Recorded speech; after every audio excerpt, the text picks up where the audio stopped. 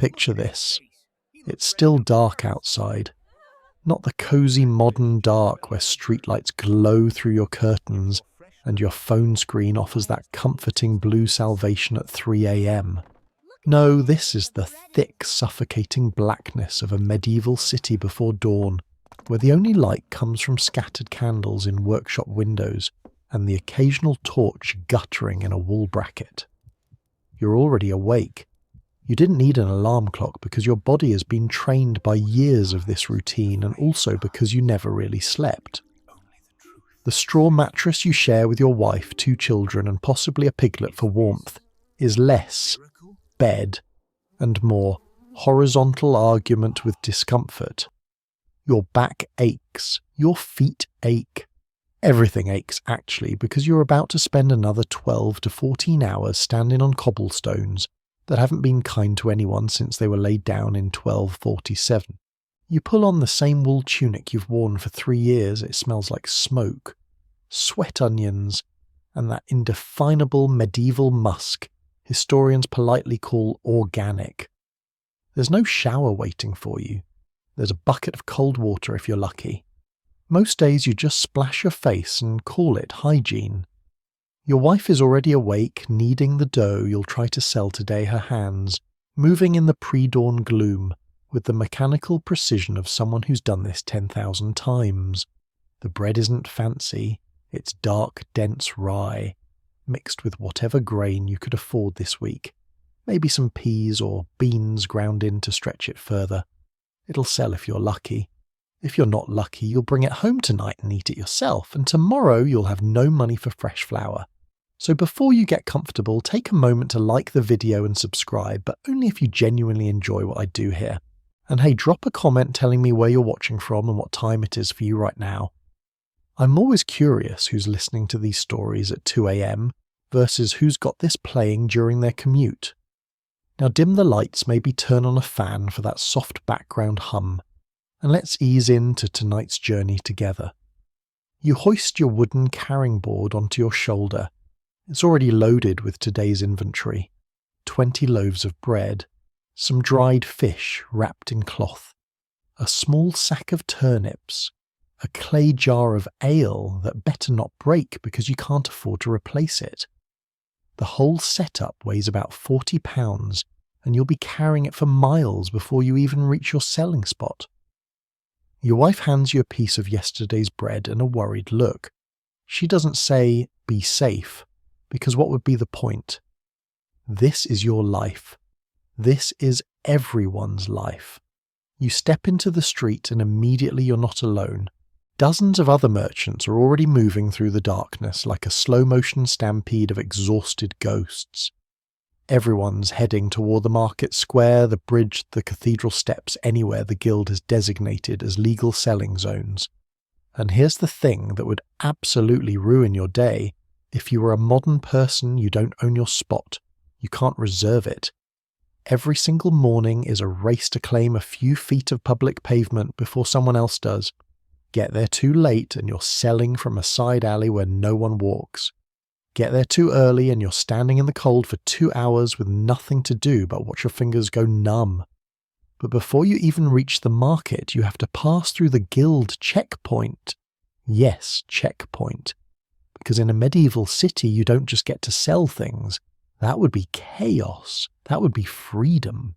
Instead, the Bakers Guild, the Fishmongers Guild, the Ale Brewers Guild, they all control who sells what, where, and for how much. And they want their cut. You approach a table where a guild official, let's call him Thomas, because he's definitely a Thomas, sits with a ledger and a candle. Thomas doesn't smile. Thomas never smiles. You hand him 2 pennies. He marks something in his book. You're allowed to proceed. Those 2 pennies represent roughly 10% of what you hope to earn today. You haven't sold a single loaf yet, and you're already in the hole. Historians still argue whether guild systems protected craftsmen from exploitation or simply created a different kind of exploitation with better branding. Either way, you're not debating economic theory at 4 in the morning. You're just trying not to get kicked out of the market before sunrise.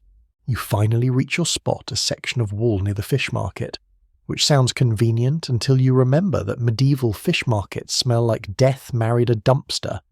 But it's your spot. You've been selling here for 3 years. Everyone knows this is where the bread vendor stands. Except this morning there's a woman already there. She's selling apples. She looks at you. You look at her. Neither of you says anything because you both know what's about to happen. This is your space. She's not moving, so you set up 3 feet to her left, close enough that customers might confuse your loaves with her apples, and the day hasn't even started yet. The sky is just beginning to turn that pale, sickly grey that passes for morning in a medieval city. You arrange your bread on the board. You check the fish still smells like fish, so that's probably fine. You take a deep breath of air that's 40% wood smoke, 30% human waste, 20% animal funk, and 10% whatever's rotting in the nearest canal. And you wait. Because the city is waking up, and so is your competition. The woman selling apples is staring at you, not in a friendly, good morning fellow merchant way, but in the medieval equivalent of, I will absolutely sabotage your entire day if you give me half a reason. You're standing so close to each other that when you shift your weight, your elbows nearly touch. This is the reality of street vending in a medieval city. Personal space is a luxury invented sometime around the Renaissance, and right now in 1387 or thereabouts, it simply doesn't exist. Every inch of pavement near the market square is claimed contested and defended, like tiny kingdoms made of cobblestone and desperation. Here's what you need to understand: there are no assigned spots. There's no vendor permit with your name on it. No official map showing bread goes here, apples go there. The city authorities have designated certain areas where street merchants are allowed to operate, usually near market squares, church steps or bridge crossings where foot traffic is heaviest. But within those zones it's pure chaos. First come, first served. Except it's never that simple, because there's also tradition intimidation and the unspoken rules that everyone pretends to follow until they don't. You've been selling from this particular patch of wall for 3 years. In your mind, that makes it yours. You've stood here through summer heat and winter rain. You've watched the stonework crack and the mortar crumble. You know exactly which cobblestones wobble underfoot and which ones provide stable footing when you're balancing 40 pounds of bread on your shoulder. This spot has good visibility. People coming from the fish market pass directly in front of you. It's close enough to the public well that housewives stop here on their way home. It's sheltered from the worst wind by the corner of the Guildhall. In short, this is prime real estate and everyone knows it. The apple woman is new. You've seen her around for maybe 2 weeks, usually selling from a less desirable spot near the Tanner's Quarter, where the smell of urine-soaked leather drives customers away. But this morning she got here before you. Maybe she woke up earlier. Maybe she lives closer. Maybe she's just more desperate. It doesn't matter. She's planted herself against your wall, her basket of apples arranged just so, and she's looking at you like you're the intruder. You could say something. You could argue. You could appeal to tradition. I've been here for 3 years. Everyone knows this is the bread spot. But that's a dangerous game. Start a verbal fight this early in the morning and you'll attract the attention of the city guards, who have exactly 0 patience for merchant disputes and will likely tell both of you to move along. Or worse, one of the guild officials might intervene, and then you're both paying fines for disturbing the peace of the marketplace. So instead, you do what medieval street merchants have done since the invention of commerce. You engage in passive-aggressive territorial warfare. You set up as close to her as physically possible. Your wooden board overlaps the invisible boundary of her selling space by maybe 6 inches. It's not enough to justify a confrontation, but it's enough to make a point. She notices. She shifts her basket slightly toward you in response. Now your bread and her apples are almost touching. Customers walking past will see one chaotic jumble of food rather than 2 distinct vendors, which means you're both losing the psychological advantage of a clean presentation. But neither of you will back down, because backing down means losing this spot forever. Here's a quirky historical detail that would absolutely blow your mind if you had time to think about it. Medieval cities had professional space brokers, people whose entire job was mediating disputes between street vendors. They'd show up, assess the situation, take bribes from both parties, and render a judgment that usually satisfied no one but at least prevented open violence. Some cities even had official market sergeants who patrolled selling areas with measuring rods to ensure vendors weren't encroaching on each other's space. Historians still argue whether this system reduced conflict or simply monetized it, but either way, you're not seeing a space broker this morning. You're on your own. A baker from 2 streets over arrives and sets up near the well. He's selling the same dark rye bread you are, which means he's direct competition, but at least he's far enough away that customers will have to make a conscious choice between you. A fish vendor, one of the licensed ones who pays extra guild fees for the privilege of selling fresh catch, begins unloading his cart nearby. The smell of pike and eel floods the area, which is simultaneously disgusting and helpful, because it masks the general background stench of medieval urban life. A woman selling cheese appears, a boy with a basket of eggs, a man with bundles of firewood. Within 30 minutes, this entire section of street has transformed into a dense, chaotic marketplace where every vendor is simultaneously cooperating and competing. And here's the kicker: you can't just sell anywhere. Try to set up in front of a wealthy merchant shop and his apprentices will dump a bucket of wash water on your goods. Try to sell too close to the cathedral steps, and the church officials will fine you for obstructing pilgrims. Try to sell in the wrong neighborhood, and the local guild will shut you down for operating outside your designated zone. The city is carved up into invisible territories controlled by overlapping authorities, guilds, churches, noble households, civic officials, and every single one of them has rules about where you can stand, what you can sell, and how much you owe them for the privilege.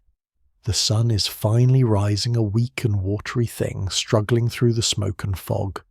Early customers begin trickling past servants sent out to buy breakfast for their households, labourers heading to work, a few beggars already positioning themselves near the church. You call out your wares, your voice joining the growing chorus of vendors, all shouting simultaneously, fresh bread, apples, sweet apples, fish, live fish. It's a wall of noise, and somehow customers are supposed to distinguish your voice from everyone else's. The apple woman is shouting too, right next to your ear. Her voice is louder than yours. You shout louder. She glares at you. You glare back. And the day has barely started. So what exactly are you selling? Let's be honest here, you're not peddling exotic spices from the Silk Road or fine Venetian glassware. You're not a prosperous merchant with a permanent shop and an apprentice to watch the counter while you sip wine in the back room. You're a street vendor, which means you're at the absolute bottom of the commercial food chain, selling the kinds of goods that people need, but don't particularly want to think about. Your inventory is humble, perishable, and if we're being completely honest, probably questionable by any reasonable health standard. The bread is your main product. 20 loaves of dark rye, each weighing about £1, each priced at 1 penny, or maybe a halfpenny if the customer haggles well. You baked it yourself, or rather your wife did, because gendered labour divisions are alive and well in medieval Europe. The flour was purchased 3 days ago from a miller you don't entirely trust, because there's a persistent rumour that he mixes sawdust into the grain to stretch his profits. You have no way to verify this. You can't exactly send a sample to a laboratory for analysis. So you mixed the dough, kneaded it, baked it in your home's small oven, which is really just a clay box that sits in the corner and fills your room with smoke, and hoped for the best. The loaves are dense and dark, almost black, because that's what affordable medieval bread looks like. White bread exists, sure, but that's for wealthy people who can afford refined wheat flour. Your customers are servants, labourers, apprentices, and struggling families who need calories more than they need taste. The bread will keep them alive for another day, which is honestly the best you can promise. Some loaves have a slightly green tinge where moisture got in during storage. You've positioned those at the back of your display and hope no one looks too closely. Then there's the fish. 3 dried herrings stiff as wooden planks and about as appetizing. You bought them yesterday from a fishmonger at the docks who swore they were fresh caught last week. They weren't. You know they weren't.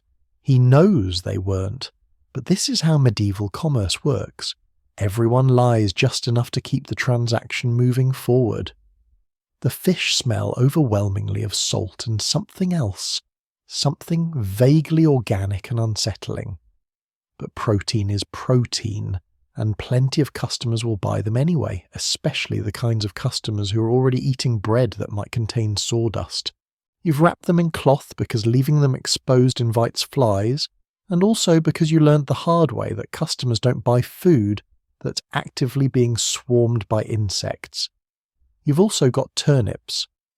About 2 dozen of them ranging in size from small apple to baby's head.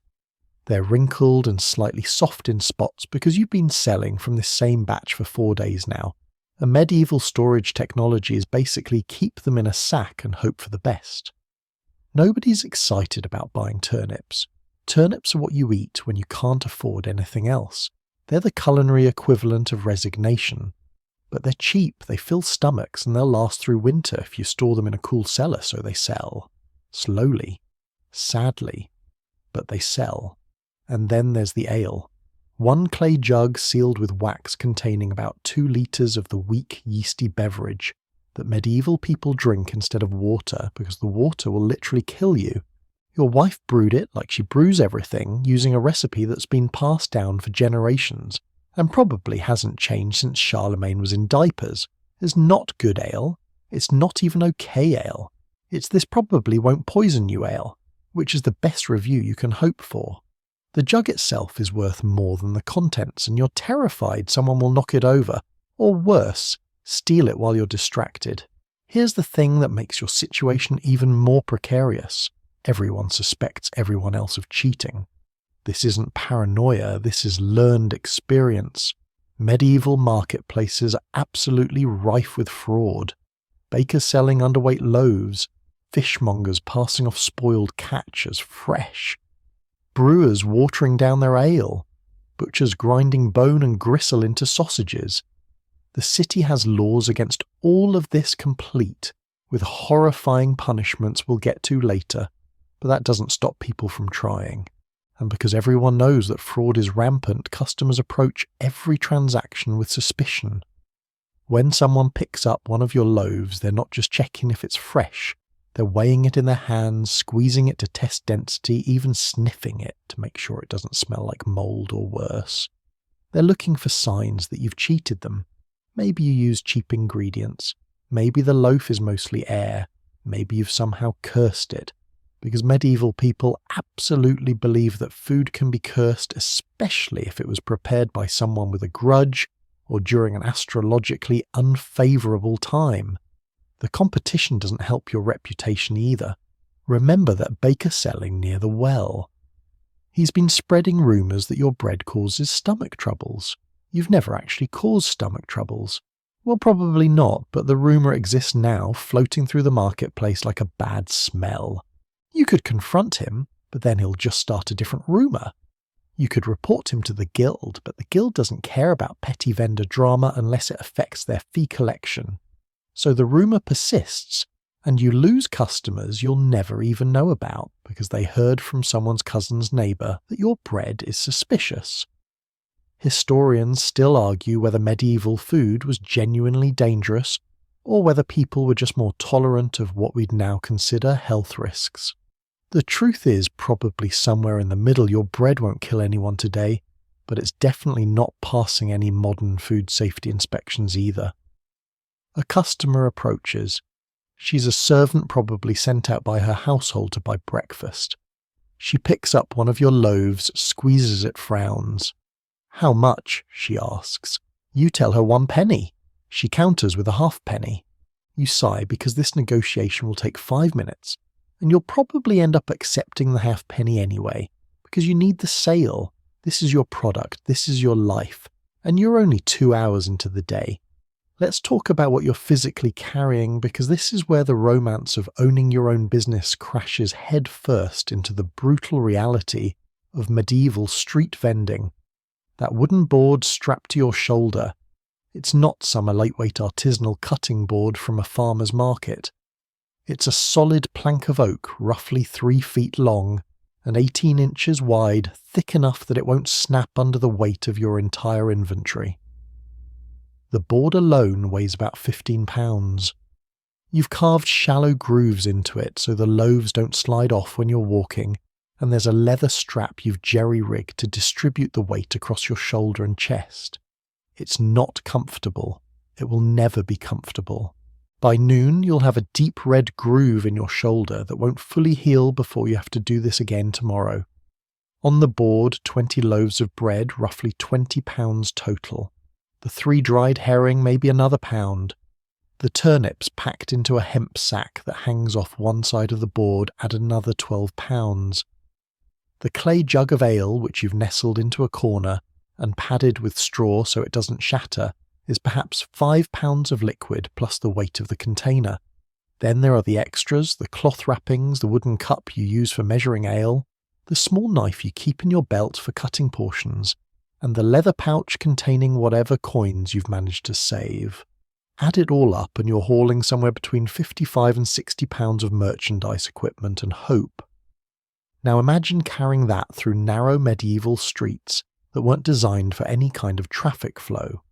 There are no sidewalks. The concept of staying to one side hasn't been invented yet. You're navigating a churning river of humans, animals, carts, and chaos. Someone's driving a donkey loaded with firewood. A gang of apprentices is running late to work and shoving through the crowd. A noble servant is clearing a path for his master, literally pushing people aside. You're trying to protect your goods, maintain your balance on uneven cobblestones, slick with God knows what, and also move forward at something resembling a reasonable pace. Your back started hurting about 20 minutes into the walk. That's the lower back where the weight of the board pulls everything out of alignment. Then your shoulder began to burn not a sharp pain but a deep grinding ache that radiates down your arm and up into your neck. Your right hand, the one gripping the edge of the board to steady it, has gone slightly numb because you're cutting off circulation. You've tried switching the board to your other shoulder, but you're not ambidextrous. And the last time you attempted that maneuver mid-walk, you nearly dropped everything into a puddle of what you desperately hoped was just mud. Here's a historical detail that perfectly encapsulates the nightmare medieval cities had laws about how much weight a person could carry through public streets, not out of concern for workers' health, but because overloaded vendors kept dropping their goods and creating obstacles. In some German cities, there were official load inspectors who could fine you if your carrying board exceeded a certain weight or dimension. So not only are you destroying your body, you're also technically at risk of legal penalties if you're too efficient at loading your inventory. And you can't set it down. That's the part modern people don't quite grasp. You can't just stop for a break, lean the board against a wall and stretch your back. Well, you can, but the moment you do, you've created an opportunity for theft. Street children will materialize out of nowhere. A passing opportunist might grab something while you're distracted. Even other vendors might accidentally knock into your display and pocket a loaf in the confusion. Your goods are only safe when you're actively watching them, which means the weight never leaves your body until you've either sold everything or given up for the day and gone home. The physical toll is cumulative and permanent. You're 32 years old, but your body feels 50. Your spine has developed a permanent curve from years of asymmetrical weight bearing. Your right shoulder sits noticeably lower than your left. Your feet are covered in calluses and deformities from standing on stone for 12 hours a day in shoes that are basically leather bags with laces. You have a persistent cough from inhaling smoke dust and whatever toxic miasma hangs over medieval cities. Your hands are scarred from years of rough handling, splinters, cuts from knives, burns from hot bread. Historians still argue whether medieval labourers had higher pain tolerances, or simply had no choice but to endure what would hospitalize a modern person? The answer is probably both. You're tougher than your descendants will ever need to be, but you're also suffering constantly and just not talking about it, because what would be the point? A wealthy merchant passes by on horseback, his servant walking ahead to clear the path. You step aside, pressing yourself and your 60 pounds of merchandise against a wall to let him pass. He doesn't acknowledge you. Why would he? You're furniture. You're part of the street architecture. The horse's tail swishes past your face, and you resist the urge to curse because disrespecting a noble's horse is technically a finable offence in some cities. You finally reach your selling spot, the contested patch of pavement you're sharing with the apple woman. The relief of setting down the board is almost erotic, a physical pleasure so intense it's briefly disorienting. Your shoulder screams as blood flow returns. You shake out your arm, rotate your neck, hear things crack and pop that probably shouldn't. You've been awake for 3 hours. You've walked maybe 2 miles, most of it uphill, because medieval cities are built on hills for defensive reasons that seem really stupid when you're hauling 60 pounds of bread. And now you get to stand here from this exact spot without moving for the next 10 to 12 hours. Your feet will swell, your knees will lock, your lower back will seize up into a rigid block of pain. You'll shift your weight from foot to foot, trying to find a position that doesn't hurt, but there isn't one. There's only hurt and different hurt, and you'll toggle between them until sunset. The apple woman is watching you with an expression somewhere between pity and contempt. She knows exactly what you're feeling because she's feeling it too. Every street vendor is carrying their entire livelihood on their bodies, and the weight is literally killing all of you just slowly enough that you can keep showing up, day after day, until you finally can't anymore. Let's address something that no one warned you about when you fantasize about medieval life, the smell. Not the smell of your goods, though, we'll get to that. Not even the general smell of the city, though. That's horrific enough. We're talking about your smell. Your personal, inescapable, layered over months funk that follows you like a cloud and announces your social status before you even open your mouth. You haven't bathed in weeks, maybe months if we're being honest. This isn't because you're lazy or don't care. It's because bathing is a major logistical undertaking in a medieval city. You'd need to haul water from the public well, heat it over your pathetic home fire, wasting precious fuel, and then actually have a tub to sit in, which you don't. Public bathhouses exist, sure, but they cost money you don't have, and they're also frequently associated with prostitution, which means your wife has opinions about you going there. So instead you do what everyone in your social class does. You splash cold water on your face in the morning, maybe rinse your hands after handling fish, and call it good enough. Your tunic, that same wool garment you've worn for 3 years, has absorbed every smell you've encountered. Wood smoke from your home fire, onions from dinner, sweat from carrying 60 pounds through crowded streets. The general miasma of the medieval city, which is a bouquet of human waste, animal dung, rotting garbage, and industrial pollution from tanners, dyers and butchers. The wool itself has a distinctive lanolin smell, that sheepy waxy odour that never quite leaves the fabric, even after it's been processed. Layer that with 3 years of accumulated human oils, and you've created a scent profile that would make a modern person gag. But here's the thing, you don't smell it anymore. Your nose is adapted. Everyone around you smells roughly the same, give or take a few notes of occupation-specific funk. The fishmonger smells like fish guts. The tanner smells like urine and rotting hide. The butcher smells like blood and meat scraps. You smell like bread sweat and poverty. It's fine. It's normal. This is just what people smell like. Your customers, however, smell you immediately. The servant who approached earlier to haggle over bread prices wrinkled her nose slightly when she got close. She didn't say anything that would be rude, and besides, she probably doesn't smell great either, but you noticed. You always notice. It's a small reminder that even within the lower classes there are gradations of dignity and you're near the bottom.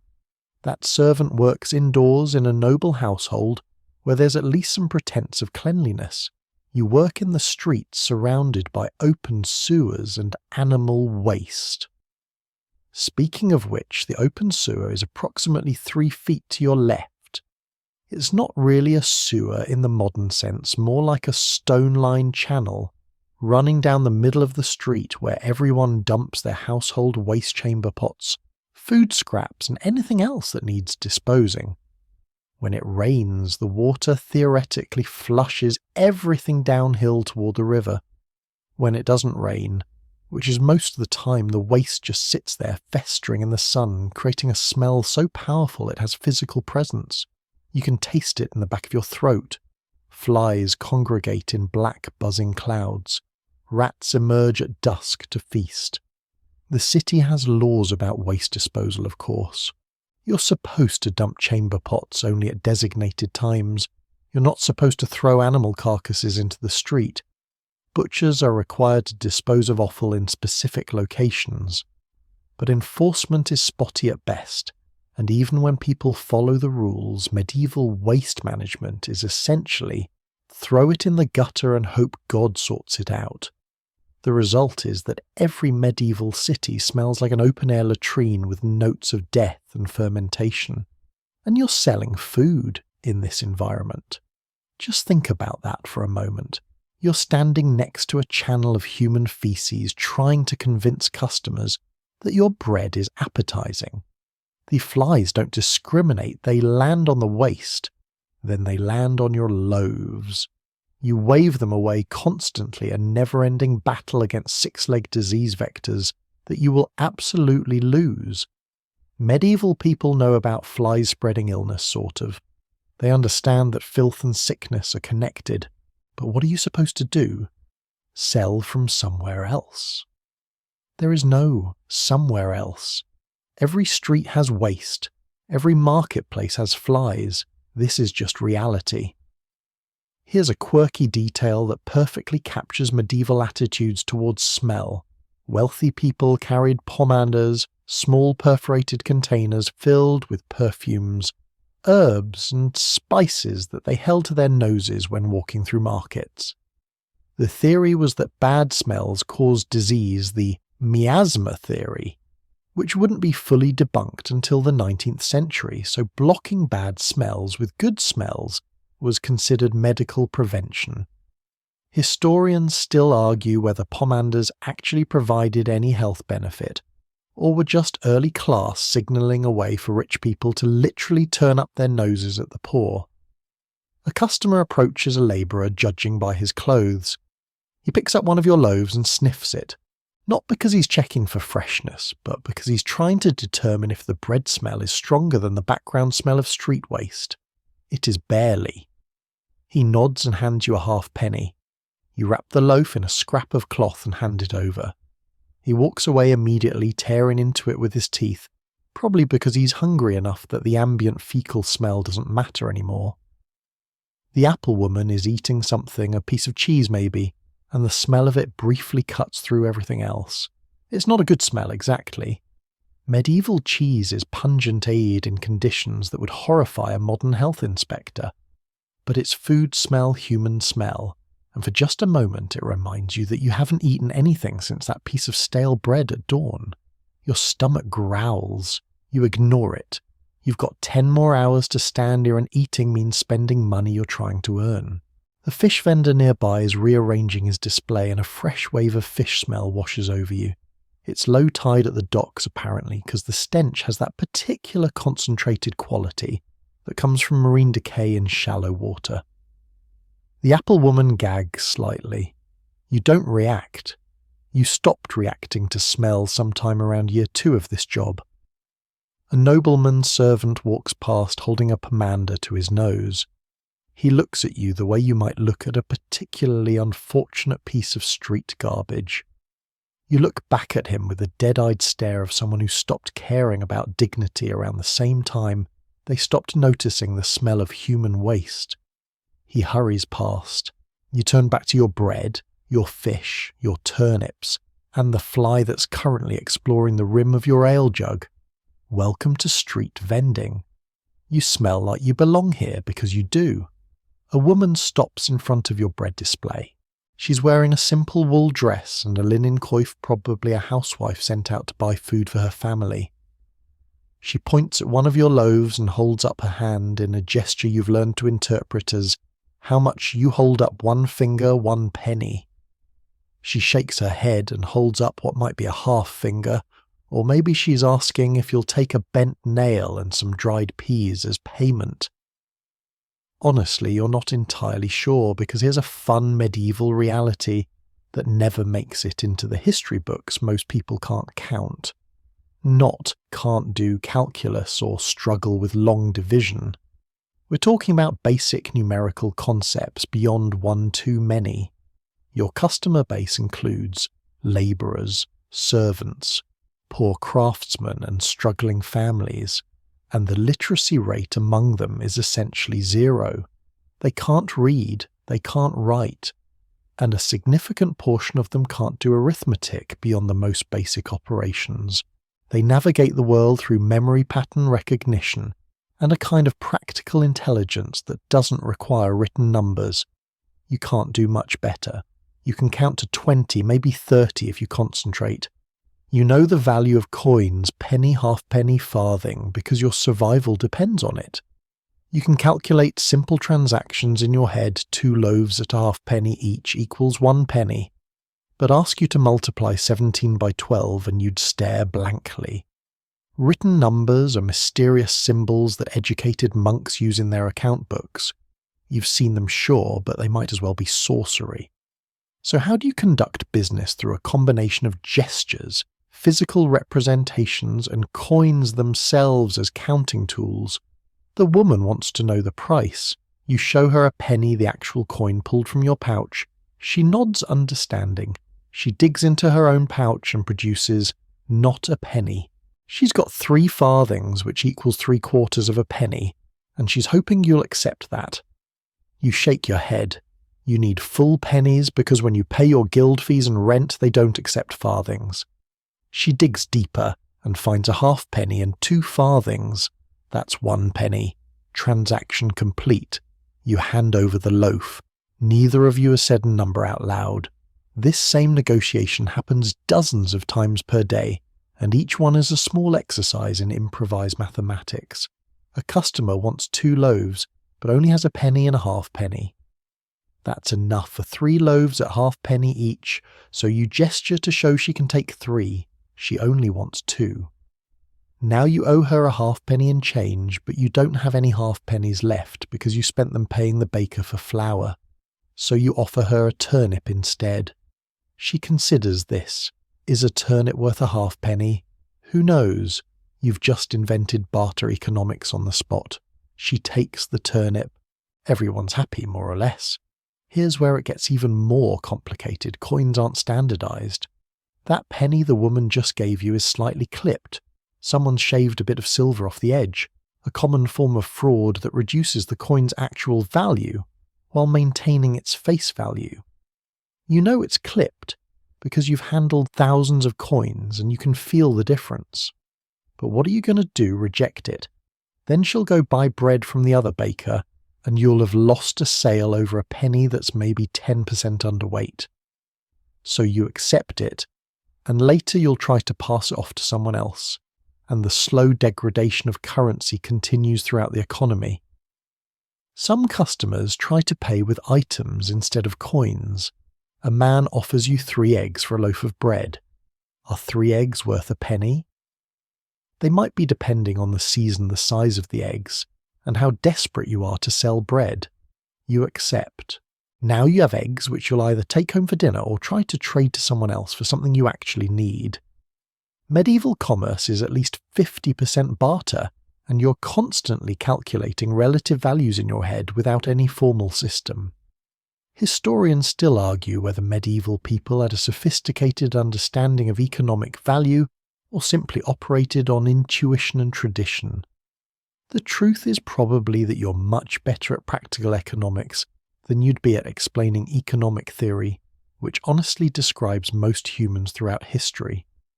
A child approaches maybe 8 years old, sent by his mother with explicit instructions.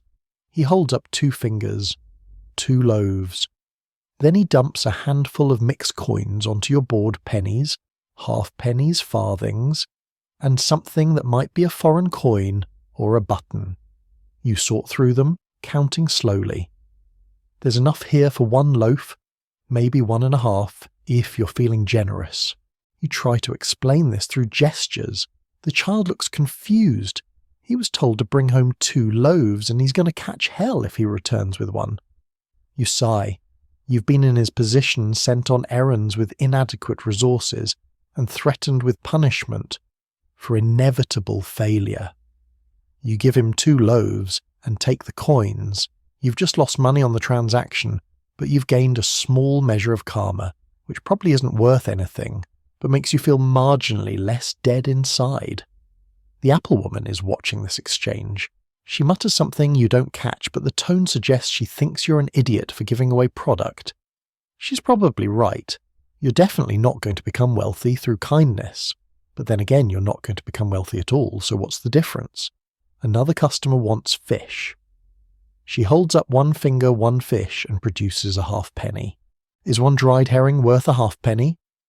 It should be worth more, honestly. You paid more than that for it. But if you insist on the full penny, she'll walk away and the fish will continue sitting there getting more inedible by the hour. You accept the halfpenny. She takes her fish and leaves. You've now made 3 sales and lost money on 2 of them. This is going great. A man approaches and starts speaking rapidly in what sounds like German or maybe Dutch. You don't speak German or Dutch. You barely speak English in any formal sense.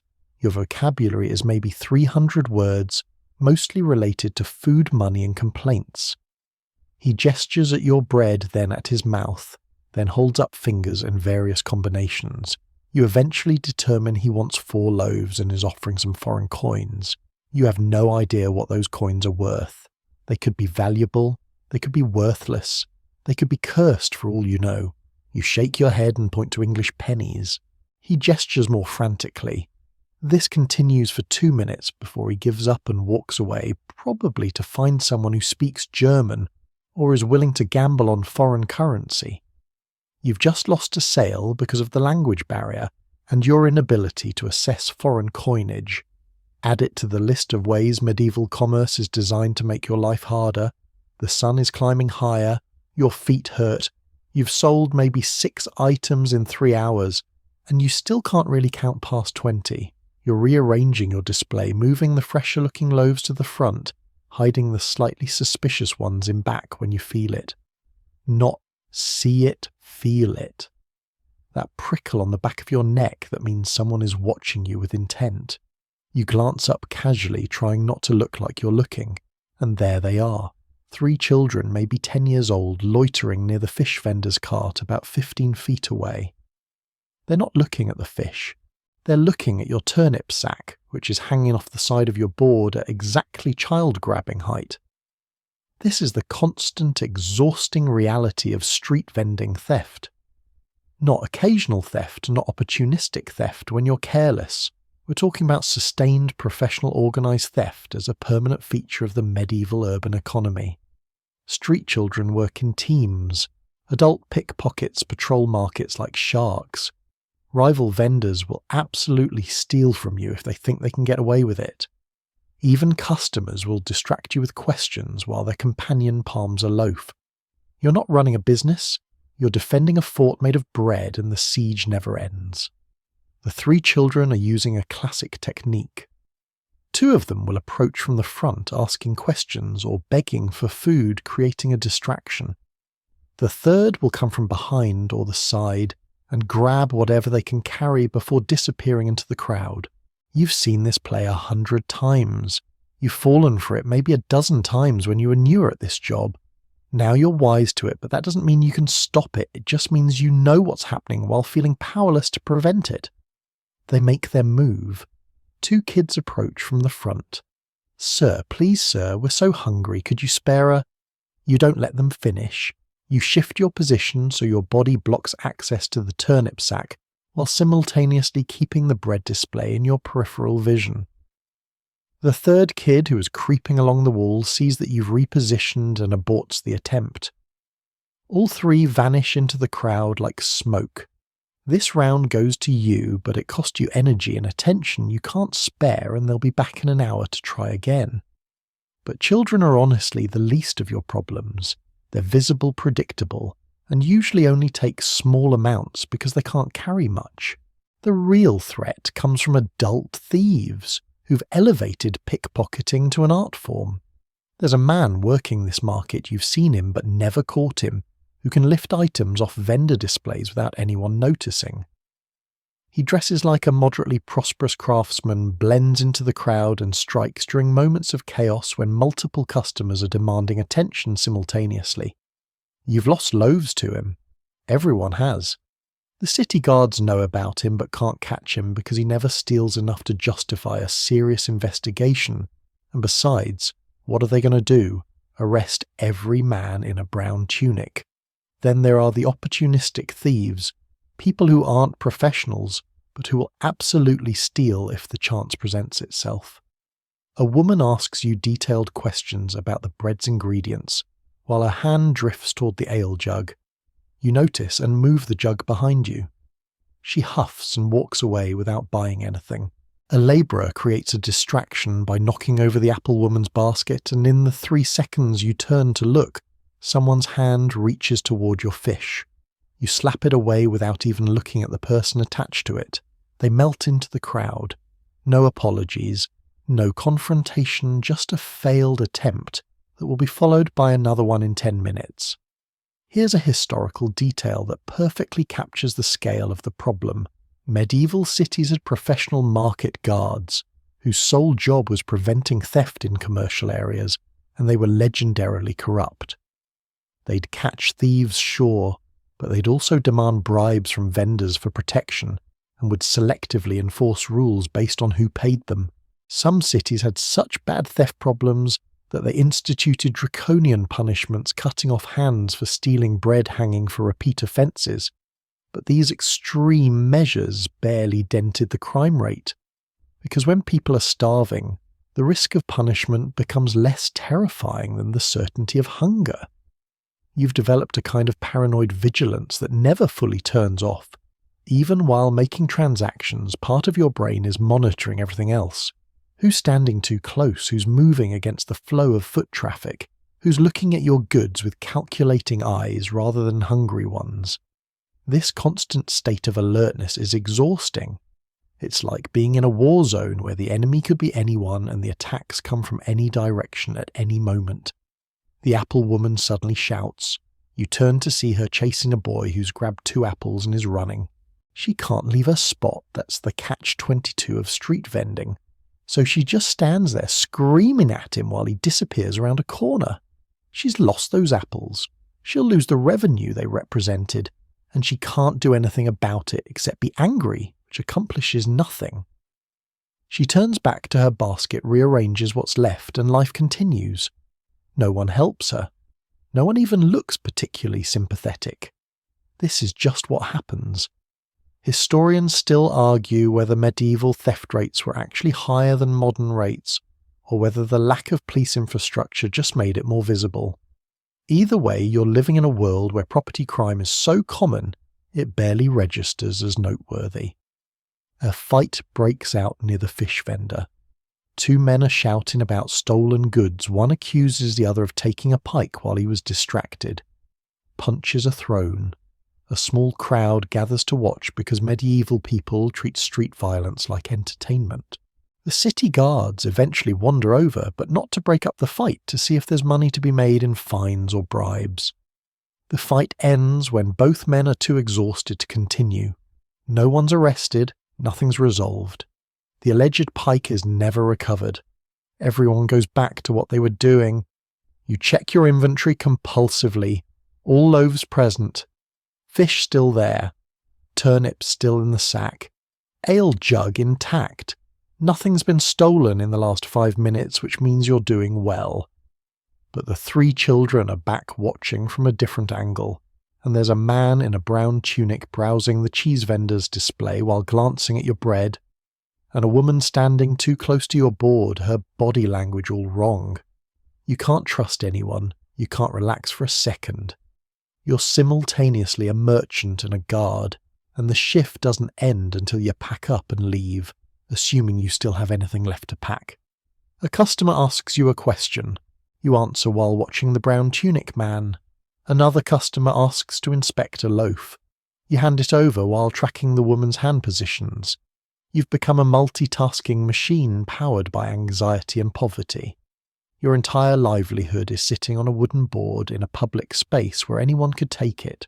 You have no locks, no safe, no storage, no backup. Just constant vigilance and the prayer that you'll notice the theft before it happens. And even when you do notice, even when you catch them in the act, what then you can't chase them? You'd lose everything else. You can't fight them. You'd probably lose and definitely get fined. You just watch your property disappear and absorb the loss.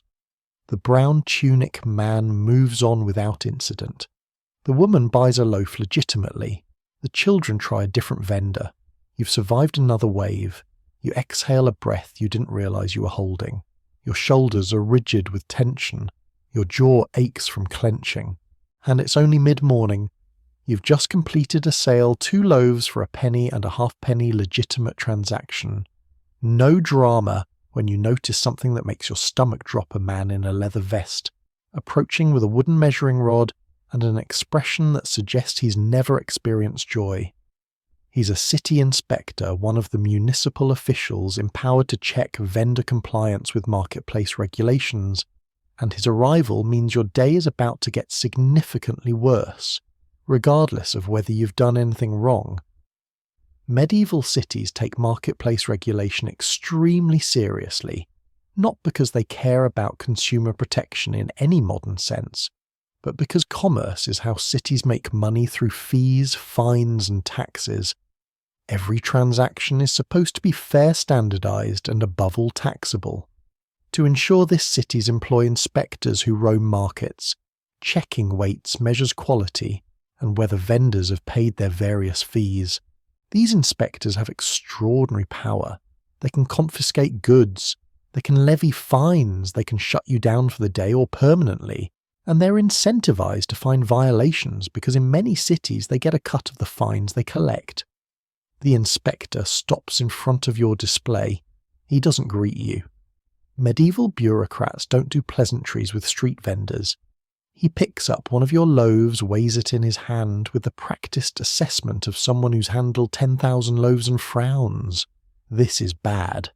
The frown is bad. A neutral expression means you're probably okay. A frown means he's found something, or thinks he has, or has decided to find something because he needs to meet his quota. This loaf, he says, his voice flat and officious, appears underweight. Your heart rate spikes. Underweight bread is one of the most common and most severely punished marketplace violations. The city has established standard weights for loaves at different price points. A penny loaf should weigh a specific amount adjusted seasonally based on grain prices, but definitely within a certain range. Sell underweight loaves, and you're cheating customers, which undermines market trust, which threatens the commercial system the city depends on. The penalty for this isn't a gentle warning. It's the right weight, sir, you say, trying to keep your voice steady and respectful. I baked them this morning following the assize. The assize of bread, he knows you know this term, and you're hoping the reference to official regulations will help. Every city publishes an assize that sets legal prices and weights for bread based on current grain costs. You're supposed to follow it exactly. Of course, the assize changes frequently, grain quality varies. Ovens are imprecise, and medieval measurements are inconsistent, so perfect compliance is basically impossible, but the law doesn't care about practical difficulties. The inspector produces his measuring rod, a wooden stick, with notches marking official weights. He places the loaf on a small hanging scale. He's carrying the kind with 2 pans and a balancing arm. He adds standardized weights to the opposite pan. The loaf tilts up slightly. It's light. Maybe not by much, we're probably talking about an ounce or 2, but measurably, demonstrably underweight. This loaf, he announces loudly enough that other vendors and customers can hear, is deficient by approximately 1/10 of the required weight. That constitutes fraud. Your mind races. Is he right?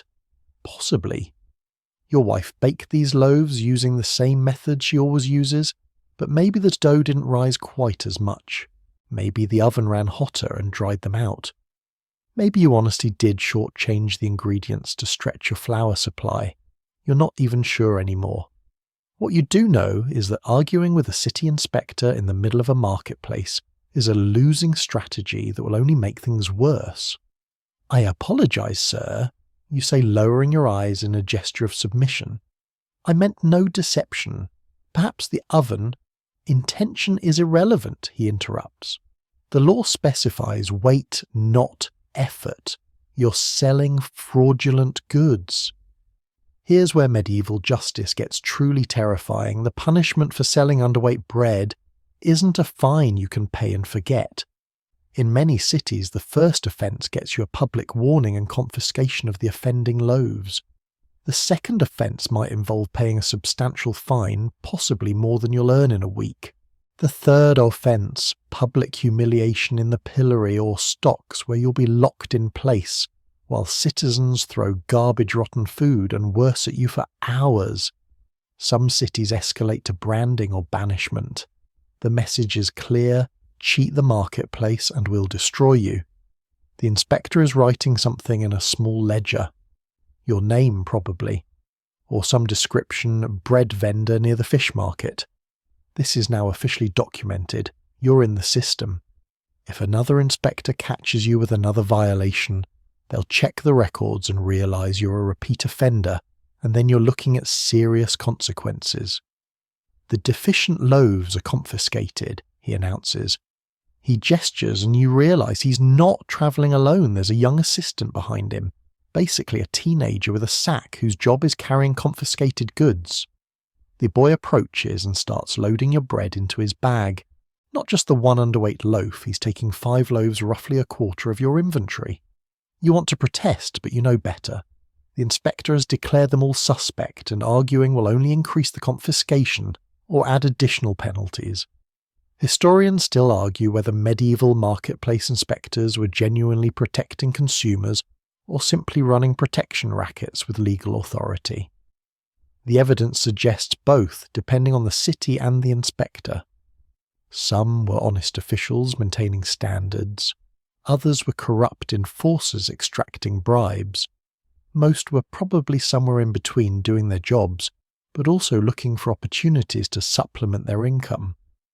The apple woman is watching this unfold with an expression that mixes sympathy and relief sympathy, because she knows this could happen to her relief, because it's happening to you instead. Other vendors have suddenly become very interested in their own displays, making themselves invisible to avoid attracting the inspector's attention.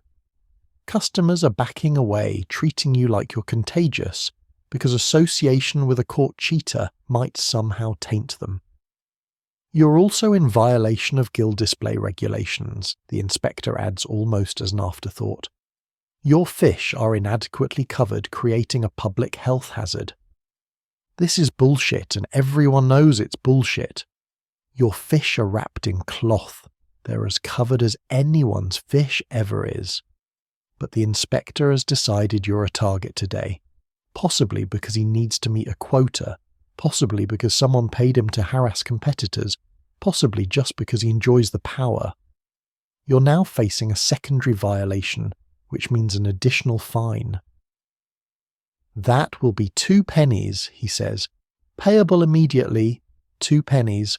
That's roughly a third of what you hope to earn today, and you've already lost 5 loaves worth at least 5 pennies in potential revenue." You reach into your pouch and count out 2 pennies. Actual pennies, not clipped ones, because giving an inspector bad coins would be suicidally stupid. He takes them without expression and makes another notation in his ledger. "Cover your fish properly," he says. "I'll be checking later." Then he's gone moving down the street toward other vendors, his assistant struggling with the sack of confiscated bread. You stand there, your inventory reduced, your money depleted, your reputation damaged in front of customers and competitors. Several potential buyers who are approaching have changed their minds and veered away. They just watched you get busted for fraud, so why would they trust your remaining loaves? The apple woman leans toward you slightly. "Bad luck," she whispers. You nod. There's nothing else to say. This is the reality of street vending. You're operating in a legal grey zone where rules are enforced arbitrarily. Inspectors have godlike power, and one bad encounter can destroy your entire day. You rearrange your diminished display covering the fish with extra cloth you don't actually have and hope he doesn't come back. Your shoulder still hurts. Your feet still hurt. You've been here 4 hours, and you've just lost a third of your potential earnings to an inspector who may or may not have been right, but who definitely had the power to make you wrong. Let's talk about what happens when you get caught doing what that inspector accused you of, or worse, when you actually are guilty, and there's no ambiguity. Because medieval cities don't mess around with marketplace fraud. They don't give you a ticket and send you on your way. They make an example of you publicly, brutally, in a way specifically designed to humiliate you so thoroughly that you'll never cheat again, and everyone else will think twice before trying. The pillory. That's the word that keeps every street vendor awake at night. It's a wooden framework with holes for your head and hand set up in the most public location possible, usually the market square where you committed your crime. You're locked into it, bent over at an uncomfortable angle, unable to move or defend yourself, and then you're left there for hours while the entire city uses you as entertainment and a moral lesson. Here's how it works. Let's say you're caught selling underweight bread for the 3rd time, or you're caught once, but the violation is egregious, like you've been systematically cheating customers for months. The city court convenes, which takes about 15 minutes because medieval justice is efficient in the worst possible way, and you're sentenced to the pillory. The sentence specifies duration, usually somewhere between 2 and 6 hours, and sometimes includes additional specifications like while the offending bread is burned before them, or while their fraud is proclaimed by the town crier. On the appointed day, you're marched to the pillory by city guards. A crowd has already gathered because public punishment is free entertainment, and medieval people are starved for entertainment. The pillory operator, yes, that's an actual job, locks your head and hands into the wooden holes. The wood is rough, splintered, darkened by years of use, and the bodily fluids of previous occupants. It smells like old wood urine and fear. The holes are sized for an average person, which means they're either too tight or too loose, both of which cause different kinds of agony over several hours. Your neck is bent at an angle that starts uncomfortable and escalates to unbearable. Your arms are extended forward and locked in place, cutting off circulation. You can't straighten your back. You can't shift position. You can barely swallow. Then the fun begins. And by fun, we mean horror. The crowd isn't passive. Medieval public punishment is participatory. People throw things. Rotten vegetables are the classic example. And yes, they definitely throw those putrid cabbages, mouldy turnips, spoiled fruit that explodes on impact. But they also throw eggs, animal dung, dead fish, chamber pot contents, mud mixed with who knows what, and basically anything that's disgusting, painful, or humiliating. If you're particularly unlucky and you've made enemies, which you definitely have, because rival vendors see your punishment as a business opportunity, those enemies will show up with the worst ammunition they can find. You can't dodge, you can't block, you can't even close your eyes effectively because you need to see what's coming to brace for impact. Things hit your face, your head, the back of your neck. Liquid substances run down into your tunic. The smell is indescribable.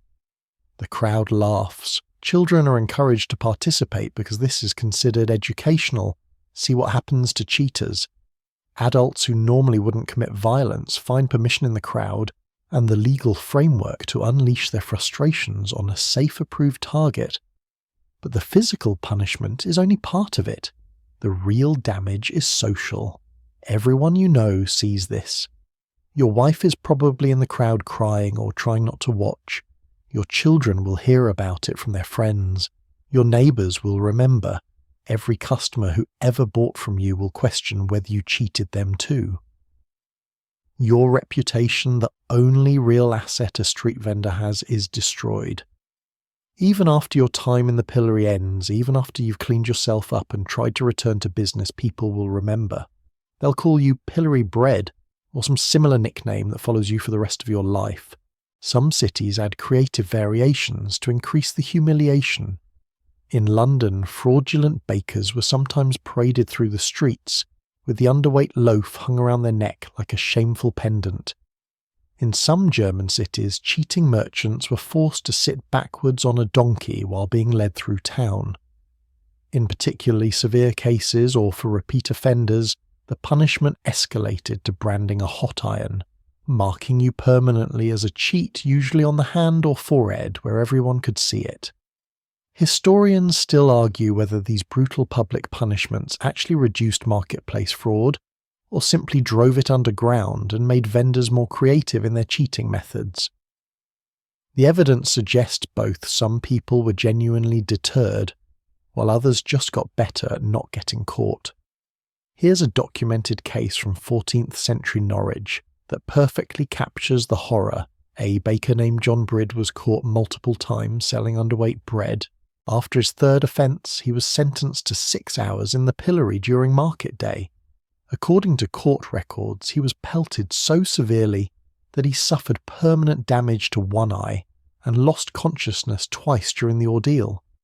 When he was finally released, he could barely walk. His bakery closed within a month because no one would buy from him anymore. He died 2 years later, essentially broken by one day of punishment. You think about John Brid every time an inspector approaches. You think about the pillory when you're tempted to add extra water to the dough to make it stretch further. You think about those 6 hours of public torture when you're weighing out flour at 4 a.m. and trying to decide whether to shortchange the ingredients by just a little bit to increase your profit margin. The punishment isn't designed to be proportional. It's designed to be terrifying, memorable, and thoroughly effective at discouraging violations through fear. And it works, sort of.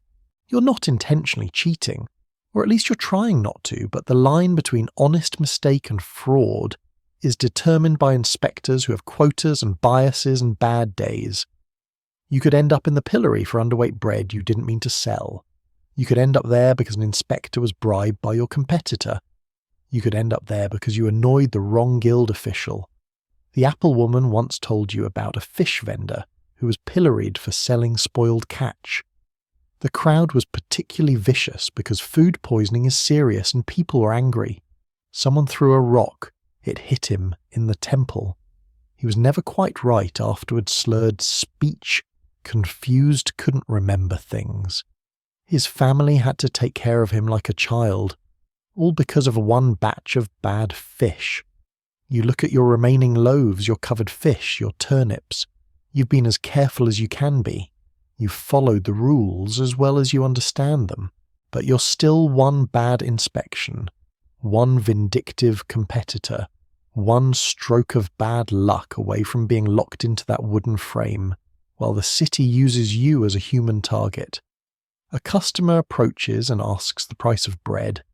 You tell them your voice steady, but inside you're still thinking about the pillory.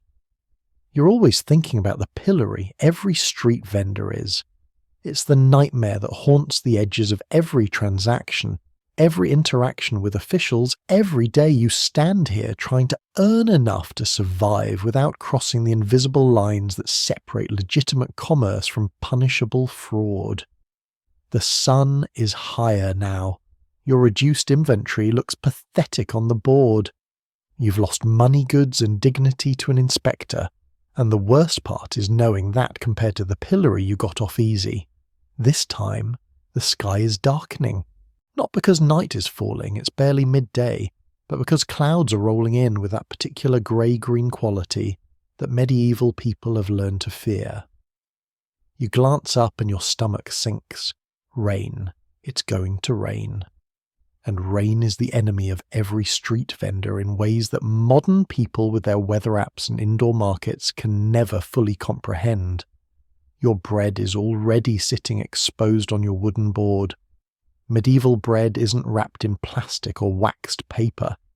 It's just sitting there naked and vulnerable, soaking up ambient moisture from the air, even before the first drops fall. Once it gets truly wet, it becomes unsellable within hours. Not just unappealing, literally unsellable, because it'll develop mould so fast you can almost watch it grow. That's 20 loaves, well 15 now after the inspector's confiscation. That represent hours of labour and the cost of flour you can't afford to replace. If the rain ruins them, you've worked for nothing. Less than nothing actually, because you've spent money on ingredients to produce goods that no one will buy. The first drops hit. They're large cold, and they land on your bread with audible splats. You react with the practiced panic of someone who's been through this 100 times.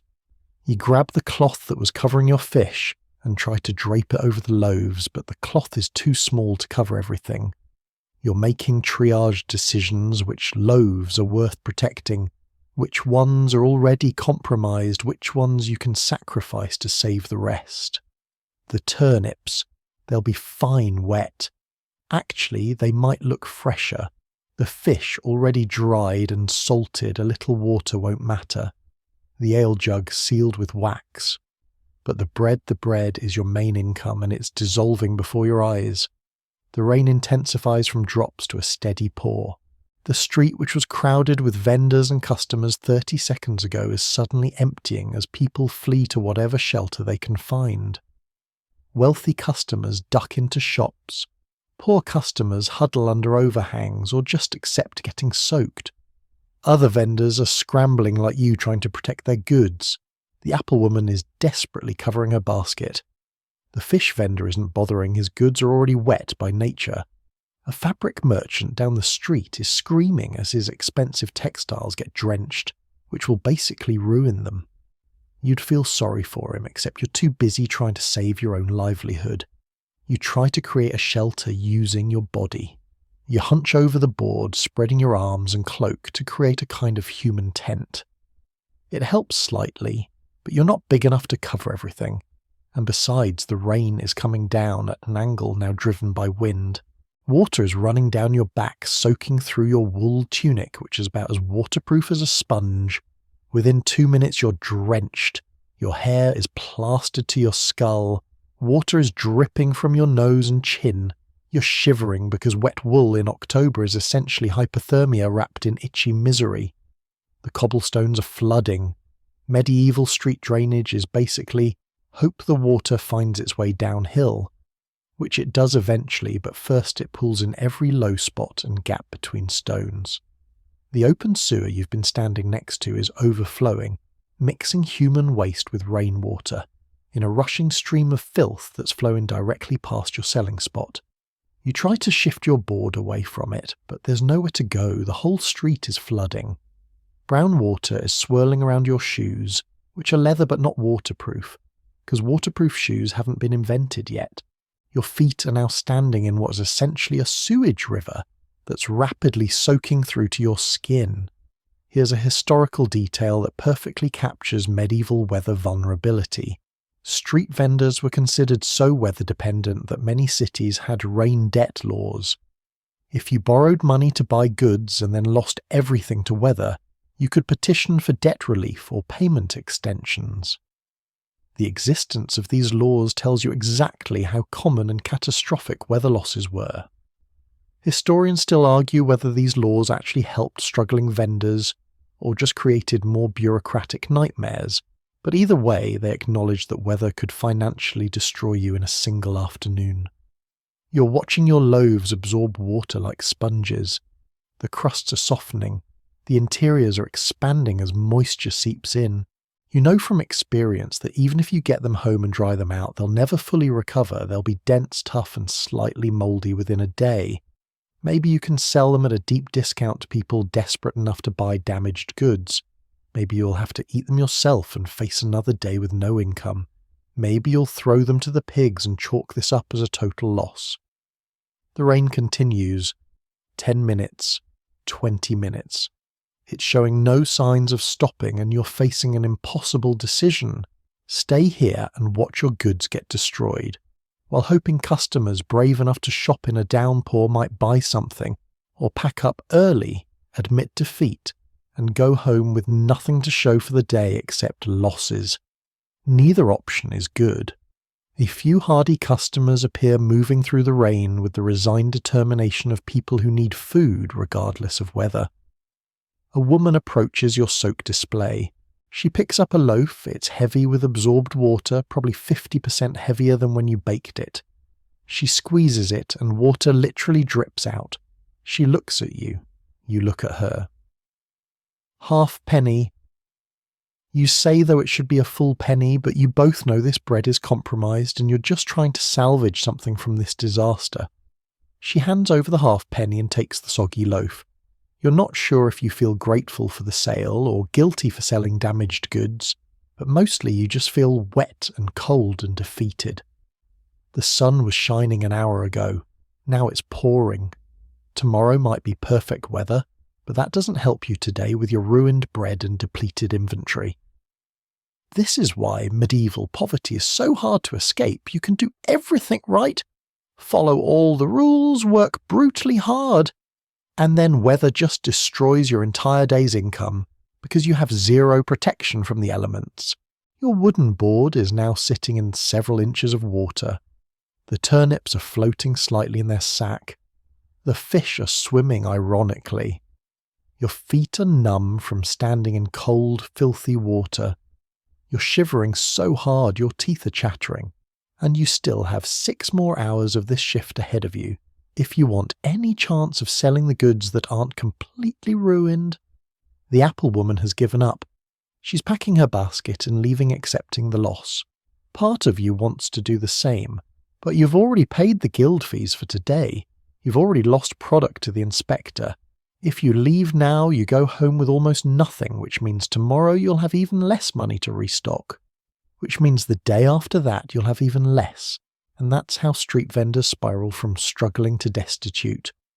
So you stay hunched over your sodden bread, your body providing insufficient shelter, your spirit breaking along with the weather. The rain finally starts to lighten. 45 minutes after it started, the downpour becomes a drizzle, then stops entirely. The clouds part slightly. A weak sun emerges almost apologetic. The street begins to drain slowly, leaving behind mud debris and that particular post-rain smell that mixes wet stone with sewage with organic decay.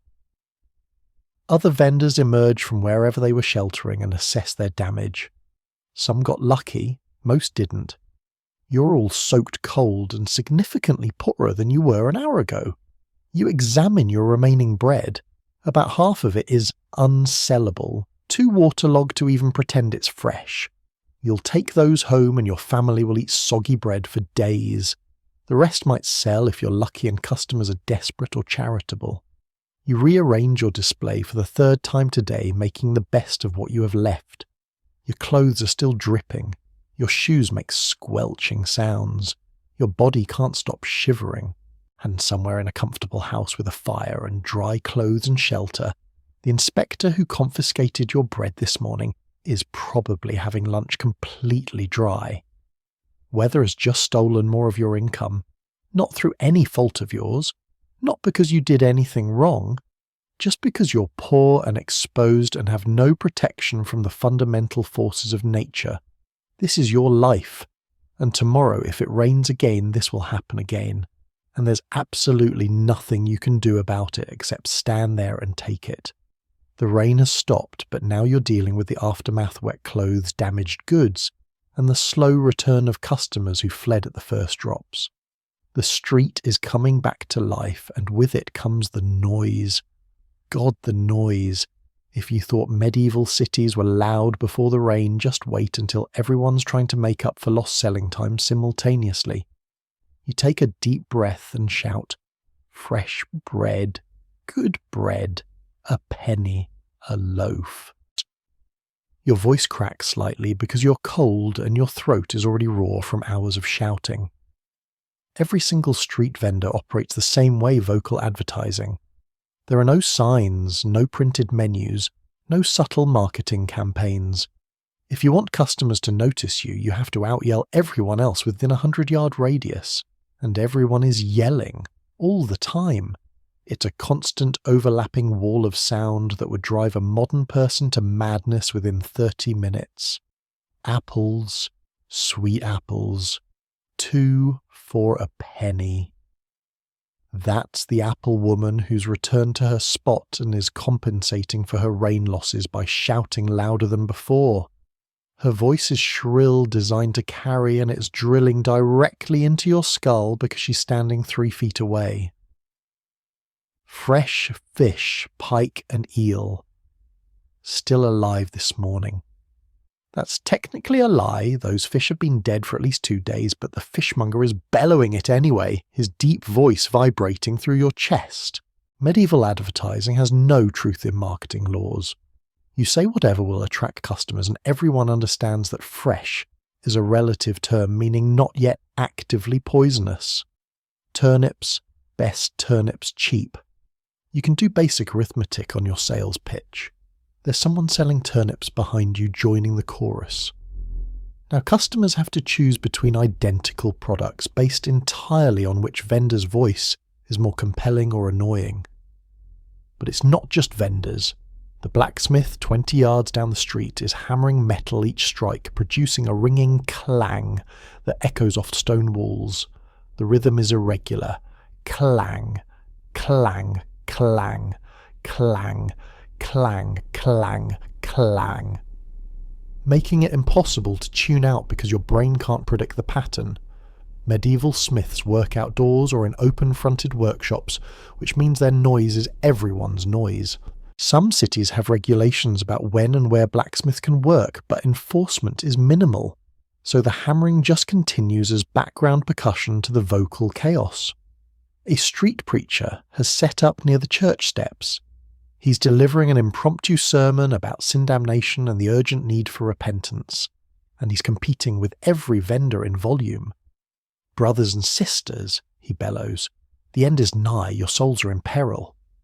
He's using the same techniques a repetition, volume, dramatic emphasis, except he's selling salvation instead of bread. Some people stop to listen. Most ignore him. He doesn't care. He'll keep shouting until his voice gives out, or someone complains to the church officials. A beggar is working the crowd near your spot. He's missing a leg war injury probably, or disease, and he's positioned himself strategically where foot traffic is heaviest. His pitch is a constant rhythmic chant. Alms for a veteran, alms for a Christian soul, God bless the charitable, alms for a veteran. It's mesmerizing in its monotony, designed to wear down resistance through sheer repetition. Some people give him coins. Most step around him like he's a feature of the landscape. His voice adds another layer to the sonic chaos. Then there are the animals. A man is driving a herd of sheep through the market, apparently taking them to slaughter or sale, and they're bleating constantly.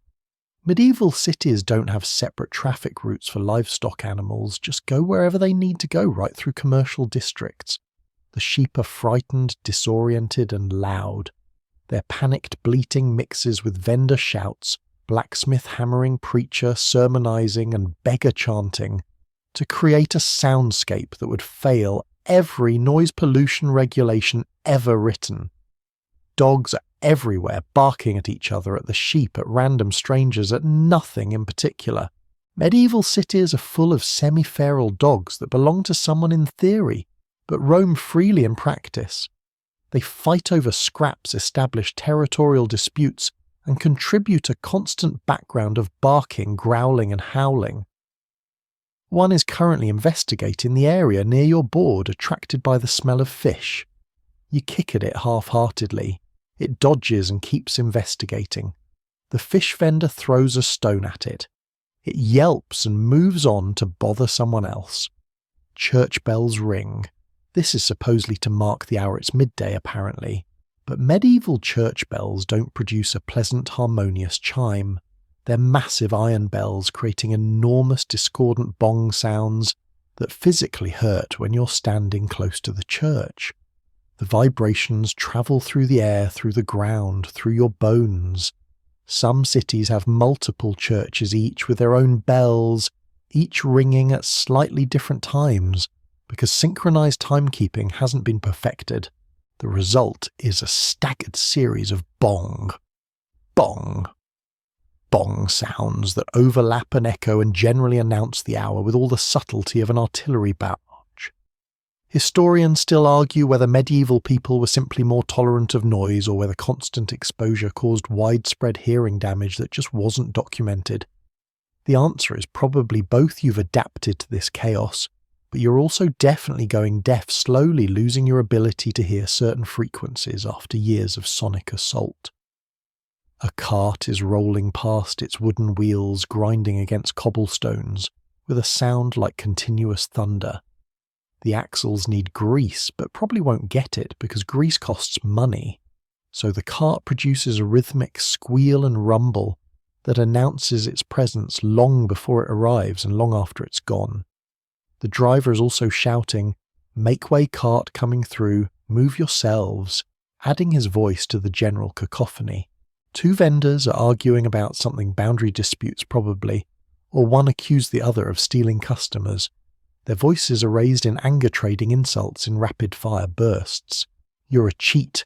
You're a liar. Your goods are shit. Your mother's a whore." It's escalating toward violence, but right now it's just adding more noise. Other vendors aren't intervening because this is entertainment, and besides, everyone's too busy shouting their own advertisements to care about someone else's drama. A woman is singing, not a street performer exactly. Just someone who's decided that the market needs her rendition of a popular ballad, and she's delivering it at full volume while holding out her hand for coins. She's not good. Her pitch is off. Her rhythm is inconsistent, and she only knows about half the words, filling in the rest with improvised nonsense. But she's loud and persistent, adding yet another layer to the sonic madness. You shout again, "Bread, good bread, good. Penny a loaf." Your throat burns. Your voice is getting hoarse. You've been shouting for 6 hours now, with several hours still ahead. Every other vendor is doing the same thing, all of you screaming into the void, hoping that somehow your particular voice will cut through the noise and attract customers. It's not marketing, it's acoustic warfare, and the casualties are everyone's hearing and sanity. A child is crying somewhere nearby, that particular sustained wail of a toddler who's tired, hungry, and overstimulated. The mother is trying to shop while managing the child, which means she's distracted and moving slowly through the crowd while the crying continues unabated. No one helps her. Everyone just tolerates it as part of the ambient noise. The blacksmith hits an especially resonant strike. It rings out above everything else, momentarily dominating the soundscape before being absorbed back into the chaos. Your ears are literally ringing. You can feel your heartbeat in your temples, and you're only halfway through the day. A customer approaches and asks you a question. You can see their mouth moving, but you genuinely can't hear them over everything else. You lean closer. "What?" you shout. They repeat themselves louder. You think they're asking about the bread's freshness, but you're not entirely sure. You just nod and hold up a loaf, hoping that answers whatever they asked. They shake their head and walk away. You've just lost a sale because communication was literally impossible. This is your work environment. This is every day. A non-stop assault of sound from every direction at every frequency, with no possibility of escape or quiet. And somehow you're supposed to think clearly, make calculations, watch for thieves, avoid inspectors, and maintain your sanity in this acoustic hellscape. The apple woman screams, "Apples, fresh apples, right next to your ear!" You feel something inside your bed break just a little bit. And there are still hours to go. You've been so focused on defending your goods and shouting yourself hoarse that you almost don't notice him. At first, a man sitting against the church wall about 20 feet from your spot. He's missing both legs below the knee stumps wrapped in filthy bandages, and he's positioned himself on a piece of wood with small wheels using his hands to push himself around. A war veteran, probably, or maybe disease or an accident in one of the many dangerous medieval occupations that regularly maimed workers. He's begging, but he's not alone. There are at least a dozen beggars working this section of the marketplace, and they're as much a part of the commercial ecosystem as you are. Medieval cities are full of beggars. Not a few unfortunate souls, we're talking about a massive population of disabled, diseased, elderly and desperate people who have no other means of survival. There's no social safety net, no disability benefits, no government assistance, no unemployment insurance. If you can't work and you don't have family wealthy enough to support you, you beg. It's that simple and that brutal. And these beggars work the same streets you do, competing for the same coins from the same people, creating a strange, tense relationship between vendors trying to earn money and beggars trying to survive. The legless veteran has a wooden bowl in front of him. A few copper coins sit in it. Not enough to buy bread, barely enough to buy spoiled scraps. He's calling out to passers-by in a hoarse voice. Arms for a soldier of the king. Lost my legs at Crécy. God bless the charitable. Crécy was decades ago, but the line works because medieval people respect military service sort of enough to occasionally drop a coin out of guilt or piety, or superstition about divine judgment. Near him there's a woman with some kind of skin disease. Her face is covered in lesions, her hands twisted and scarred. Leprosy, maybe, or something else medieval medicine can't distinguish or treat. She's not calling out. She doesn't need to. Her appearance does the work shocking people into giving coins just to assuage their horror and fear. The church teaches that giving to the poor is a path to salvation. So many people treat beggars as spiritual investments. You're not really helping the beggar, you're buying yourself a ticket out of purgatory. Then there are the children. 3 of them ranging in age from maybe 6 to 10 working as a team. They're thin, filthy, dressed in rags, and they've perfected the art of looking pathetic. They approach customers with upturned hands and enormous pleading eyes. Please, sir, we're so hungry. Most people ignore them. Some give a farthing. A few, the really soft-hearted or religiously devout, give more. The children pocket the coins and move to the next mark. They're probably not orphans, more likely they have parents who send them out to beg because children generate more sympathy than adults. Here's where it gets complicated for you. These beggars are simultaneously your competition and your customers. They're taking coins from people who might otherwise buy your bread. But they're also potential buyers if they have a good day and accumulate enough to purchase actual food. And there's a weird moral economy at play where vendors are expected to occasionally give food to beggars, both as Christian charity and as community insurance. You might be the beggar someday, so better maintain some goodwill. A crippled man approaches your board. He's using a wooden crutch, his left leg twisted at an unnatural angle, probably broken years ago, and never properly set. Brother, he says, using the informal solidarity that beggars deploy to create connection, could you spare a crust haven't eaten in 2 days? This might be true. It might be a practiced line he uses 40 times a day. You have no way to know, but you're facing a decision that medieval vendors face constantly. Do you give him food and lose income, or do you refuse and feel like a monster? You reach for one of the water-damaged loaves, the ones that won't sell anyway, and break off a piece. Not a whole loaf, just a hunk. You hand it to him. He thanks you effusively, praising your generosity and calling down blessings on your business. He moves on to the next vendor. You've just given away product, but you've also fulfilled a social obligation and maybe accumulated some karmic credit. Medieval commerce isn't purely economic, it's wrapped in layers of religious obligation, community expectation and moral calculation. The apple woman is less generous. When a beggar approaches her, she waves him away sharply. "I'm barely surviving myself," she snaps. "Go beg from the nobles." The beggar curses her quietly and moves on. She is not wrong, she's barely surviving, but she's also just damaged her local reputation slightly. Other vendors noticed, customers noticed. Being uncharitable to beggars marks you as someone who's forgotten their Christian duty, and in a society where religion permeates everything that's not a good look. Historians still argue whether medieval charity was genuine compassion or sophisticated social control, a way to manage poverty without actually addressing its causes. The answer is probably both, depending on who you ask. For you standing here with your soggy bread, it's just another complication in an already complicated day. A blind man is being led through the market by a young boy, probably his son or grandson. They stop near your spot and the blind man begins singing. He's actually good, his voice trained and clear, performing a religious hymn about the suffering of Job. The boy holds out a bowl. This is professional begging, more performance than pure charity request. Some people stop to listen and drop coins, others ignore them. You listen while you work because what else are you going to do? The music is actually a brief respite from the general chaos. But then there's the other kind of beggar, the aggressive kind.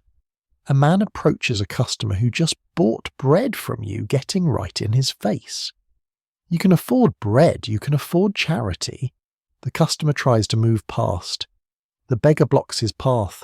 "I said you can spare a coin."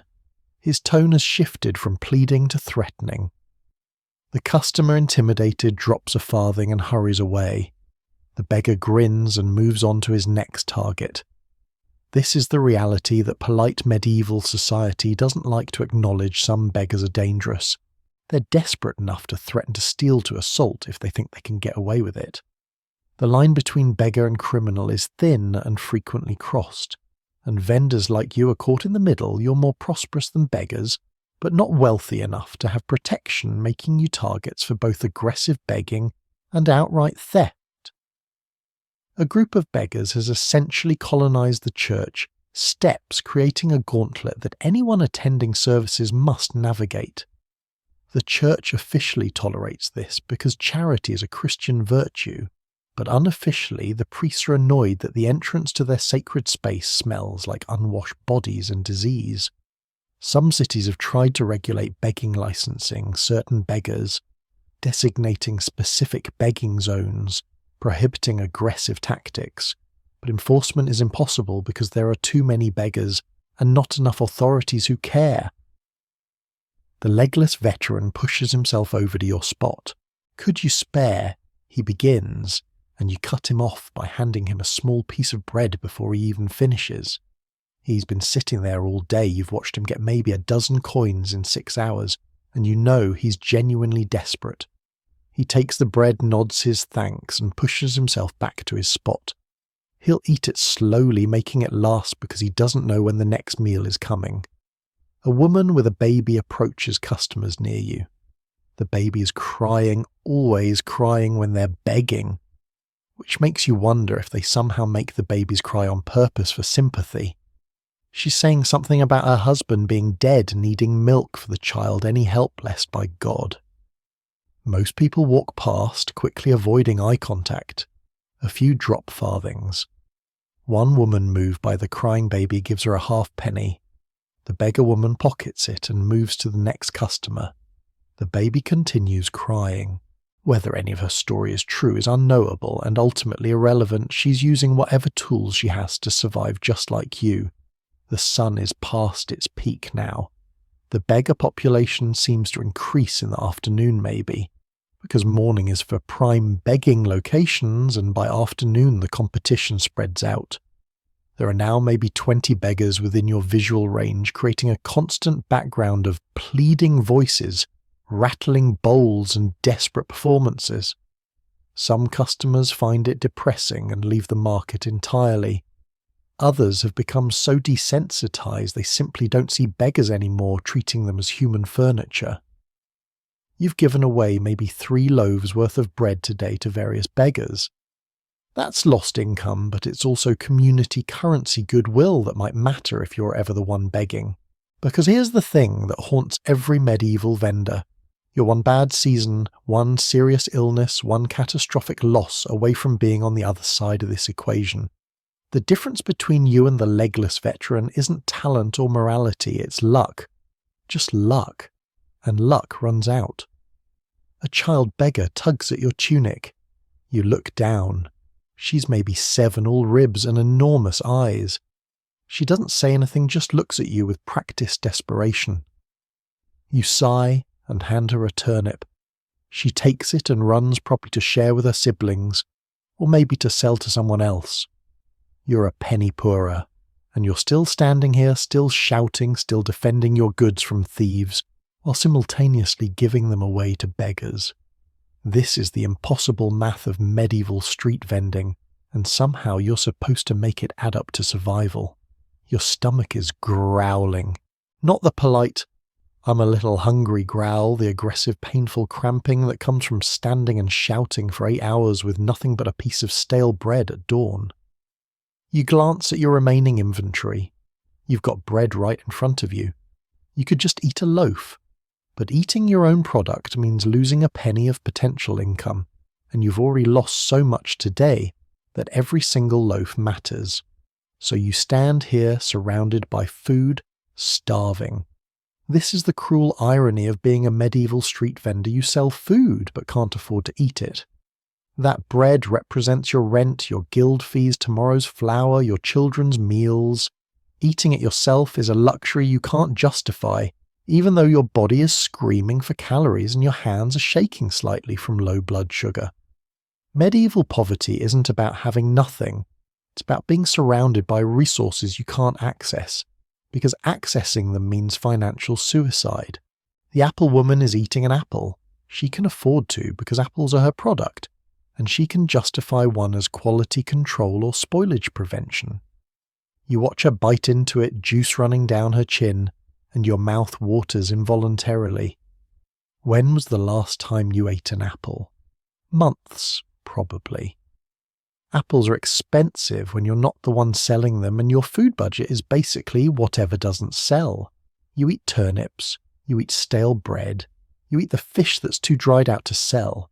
You eat like someone at the bottom of the food chain, which is exactly what you are. You can't leave to get food. This is the impossible bind of street vending. Your goods are only safe when you're actively guarding them, which means you can't walk away even for 5 minutes to visit the food stalls or duck into a tavern. There's no lunch break, no colleague to cover your spot, no way to take care of basic human needs without risking everything. So what do? You eat standing up in public while simultaneously watching for customers and thieves. You reach into the small pouch hanging from your belt and pull out what passes for lunch. A piece of bread from yesterday that's now rock hard, and a small chunk of hard cheese that's more rind than actual cheese. This is what you save from breakfast, and it's been sitting against your body heat for hours, so the cheese is slightly melted and unpleasantly warm. You take a bite of the bread. It's like chewing wood. You've got strong teeth. Medieval diet will do that, but even you struggle with this. You tear off a piece with your hands and work it in your mouth, mixing it with saliva until it's soft enough to swallow. A customer approaches while you're mid-chew. You can't just stop eating, you're too hungry, so you try to handle the transaction while still chewing, speaking around the bread in your mouth. "Fresh bread, penny a loaf," you mumble indistinctly. The customer looks mildly disgusted but picks up a loaf anyway. You swallow hard, choking down the insufficiently chewed bread, and complete the sale. Professional dignity isn't really an option when you're eating and working simultaneously. The cheese is barely edible. It's sweating in the afternoon heat, and it has that sharp, almost ammonia-like smell that medieval cheese develops when it's been aged too long or stored improperly. You bite into it anyway because protein is protein. It's salty and intensely flavoured, the kind of taste that would make a modern person gag, but which you've learned to tolerate. You chase it with nothing. You don't have water. There's a public well about 60 yards away, but again, you can't leave your spot. So you just deal with the thirst, your mouth dry and cottony, your tongue sticking to the roof of your mouth. Here's a historical detail that would horrify modern nutritionists. Medieval labourers like you are operating on maybe 500, 2,000 calories per day while performing intense physical labour that should require 3,000, 4,000 calories. You're chronically malnourished, not starving exactly, but perpetually running on a caloric deficit that your body adapts to by slowing everything down, making you constantly tired, mentally foggy and vulnerable to illness. Your body is literally consuming itself to keep functioning, breaking down muscle mass for energy, pulling calcium from bones, sacrificing long-term health for short-term survival. You finish your pathetic lunch in about 3 minutes. It doesn't satisfy your hunger, just takes the edge off, elevating you from desperate to merely uncomfortably hungry. Your stomach is still cramping, but now you've got nothing left to eat until you get home tonight, which is still hours away. You wipe your hands on your already filthy tunic. There's cheese grease on your fingers mixing with all the other substances your clothes have absorbed today. The fish vendor is eating something that looks like actual meat, a chunk of cooked pork maybe, or beef. Where did he get that? How can he afford it? Maybe he traded fish for it. Maybe he's got wealthy family. Maybe he's just better at this than you are. You try not to stare, but the smell of cooked meat is intoxicating, triggering a wave of hunger so intense it's almost painful. Medieval food hierarchies, a brutal meat is for wealthy people, and you're not wealthy. You eat grain vegetables and cheap protein like dried fish. Fresh meat is a rare luxury, something you might have a few times a year at festivals or celebrations. A baker walks past one of the licensed guild members who operates from an actual shop, and he's eating a meat pie. A meat pie. Golden crust steam rising from it, chunks of actual meat visible through breaks in the pastry. He's eating it casually like it's nothing special because for him it probably isn't. He's successful. He's got a shop, apprentices, steady income. He can afford meat pies for lunch. You're standing here with stale bread and cheese. That's more abstract concept than actual food, watching him enjoy what might as well be a royal banquet from your perspective. Historians still argue whether medieval class consciousness was as developed as modern class awareness. But standing here watching a successful baker eat a meat pie while you're literally starving, you're developing some opinions about economic justice that would probably get you in trouble if you said them out loud. Your stomach cramps again. You try to ignore it. You've been ignoring hunger for years. It's just background noise at this point, like the street sounds or the smell or the constant physical pain. But it doesn't stop being there. It just becomes part of your normal, along with exhaustion, discomfort, and the grinding awareness that you're working yourself to death for the privilege of maybe possibly surviving another day. A customer buys a loaf. You take the penny with hands that are still slightly greasy from cheese. You don't have anywhere to wipe them properly. There's no sink, no wash basin, no convenience store with paper towels. You're just greasy now, and that's how you'll stay until you get home tonight and can splash some cold water on yourself. Medieval hygiene is basically do your best with what you have, which is almost nothing. The apple woman finishes her apple and tosses the core into the street, where it's immediately swarmed by flies and will eventually be eaten by a dog or rat. You watch the core disappear and feel a completely irrational pang of loss. That core still had some edible bits on it. You didn't actually want to eat a fly-covered apple core from the street, but your hungry brain briefly suggested it might be worth considering. You take a deep breath, trying to ignore the hollow feeling in your stomach, the slight dizziness from standing too long on too little food, the awareness that you've got hours to go before you can rest or eat properly. This is lunch as a medieval street vendor. This is every day. This is your life measured out in stale bread and warm cheese and constant gnawing hunger that never quite goes away, no matter how much you work or how carefully you save. A nobleman rides past on horseback, probably heading home for a proper meal in a warm house, with servants and multiple courses and wine and everything you'll never have. He doesn't look at you, your furniture, your scenery, you're part of the street less important than his horse, and you stand there still hungry, still working, still somehow expected to smile and be grateful for the opportunity to slowly starve while selling bread you can't afford to eat. The afternoon stretches ahead. Your stomach gurgles. You ignore it. You've got work to do, and hunger is just one more thing you don't have time to address. The afternoon heat is building, and with it the tension. You've been standing in the same spot for nearly 9 hours now. Your feet are swollen inside your shoes. Your back is a solid column of pain, and you're watching your remaining inventory refuse to sell at the pace you need. This is when things start to go wrong, when exhaustion, hunger heat, and desperation collide, and the thin veneer of marketplace civility begins to crack. It starts with something small. A customer is examining one of your loaves, squeezing it with the suspicious intensity that all medieval shoppers employ.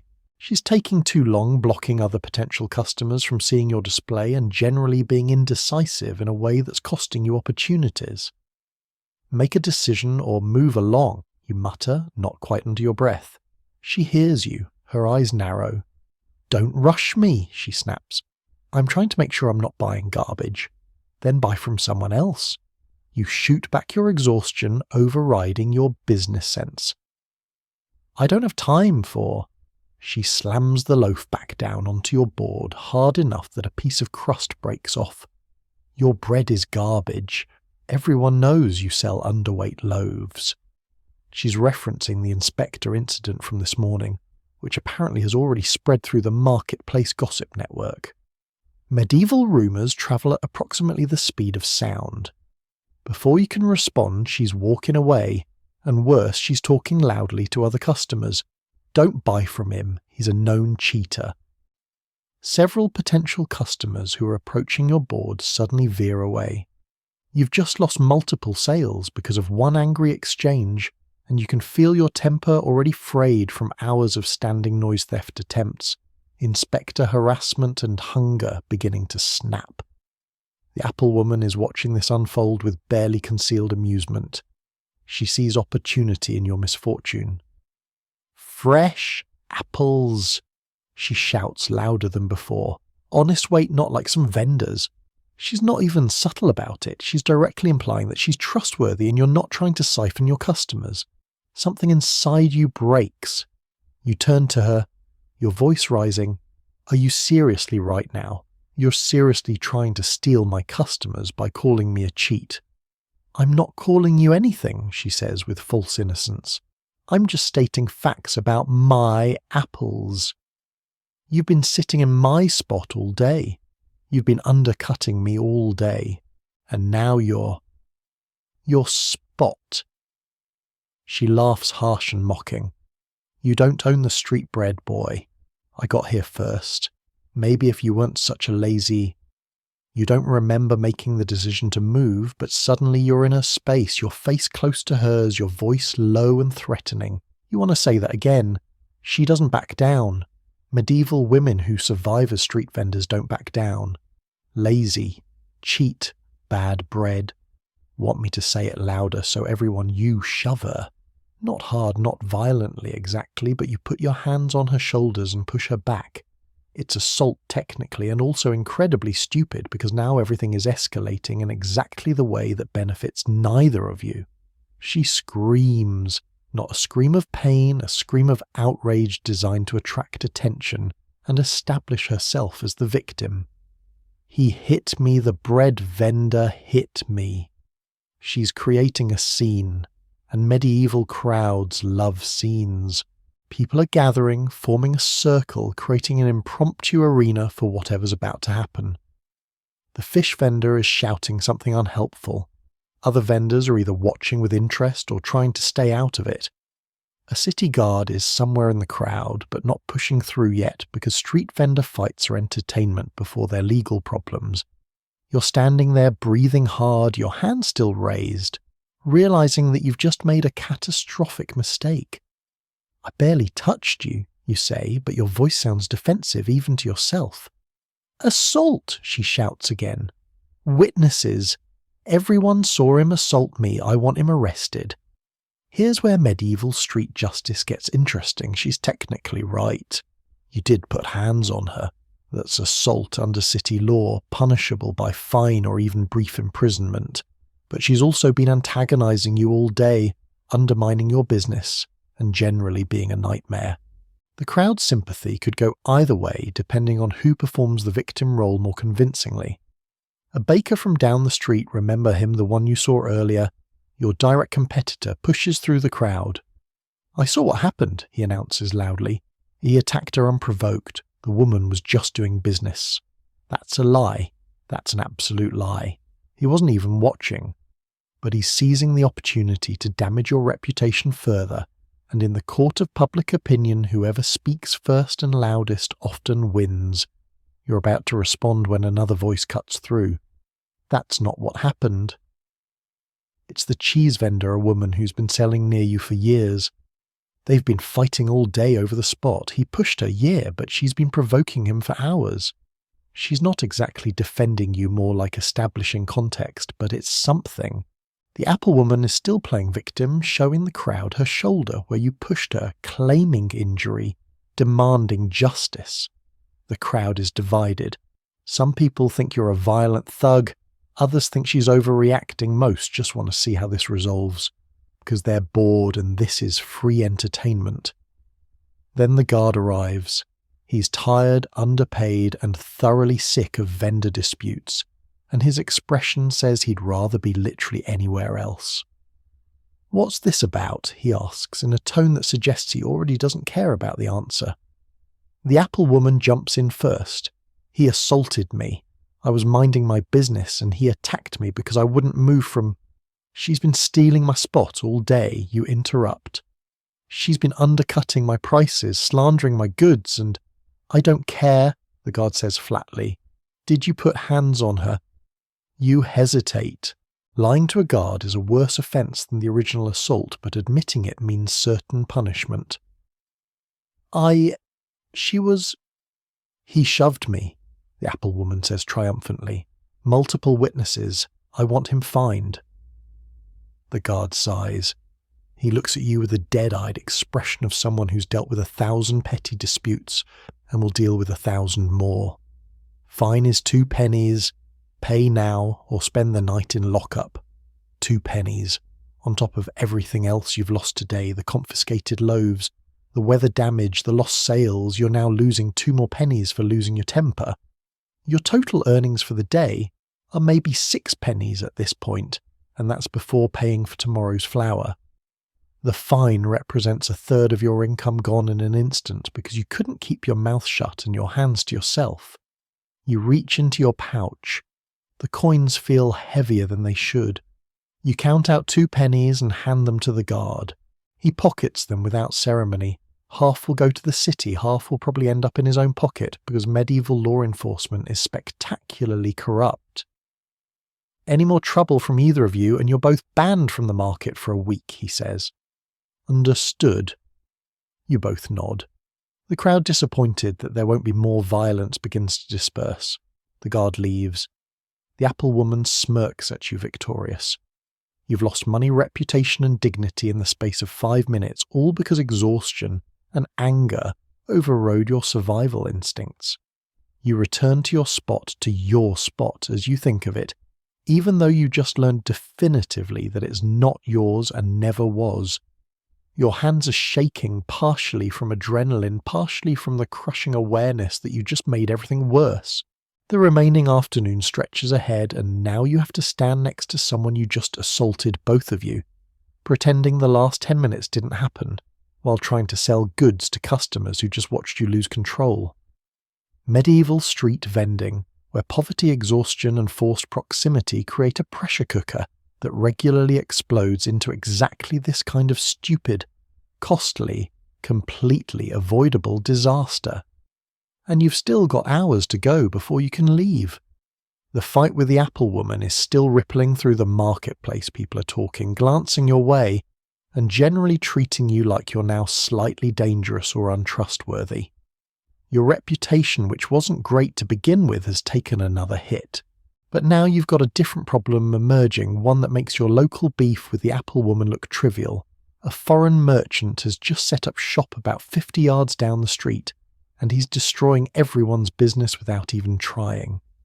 He arrived with a cart, an actual cart pulled by a horse, loaded with goods that immediately make your bread and turnips look pathetic.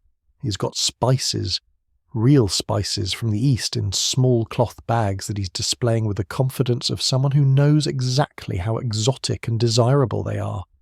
He's got bolts of dyed fabric in colours you rarely see: deep blues, rich reds, brilliant yellows achieved through expensive dyeing processes. He's got pottery that's actually decorated, not just functional. He's got small luxury items, combs made from bone mirrors, made from polished metal, things that regular people can't afford but will absolutely crowd around to look at. And he's not screaming his wares like you and every other desperate street vendor. He doesn't need to. The goods advertise themselves.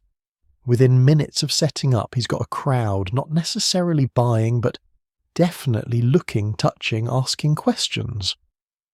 Medieval people don't get much novelty in their lives, and a travelling merchant with foreign goods is basically a mobile entertainment centre that also happens to sell things. Here's the problem: his presence is drawing foot traffic away from your section of the market. People are migrating toward the exotic cart like moths to a flame, walking right past your bread without even glancing at it. The concentration of potential customers in your area has noticeably decreased, and your already terrible sales day is getting worse.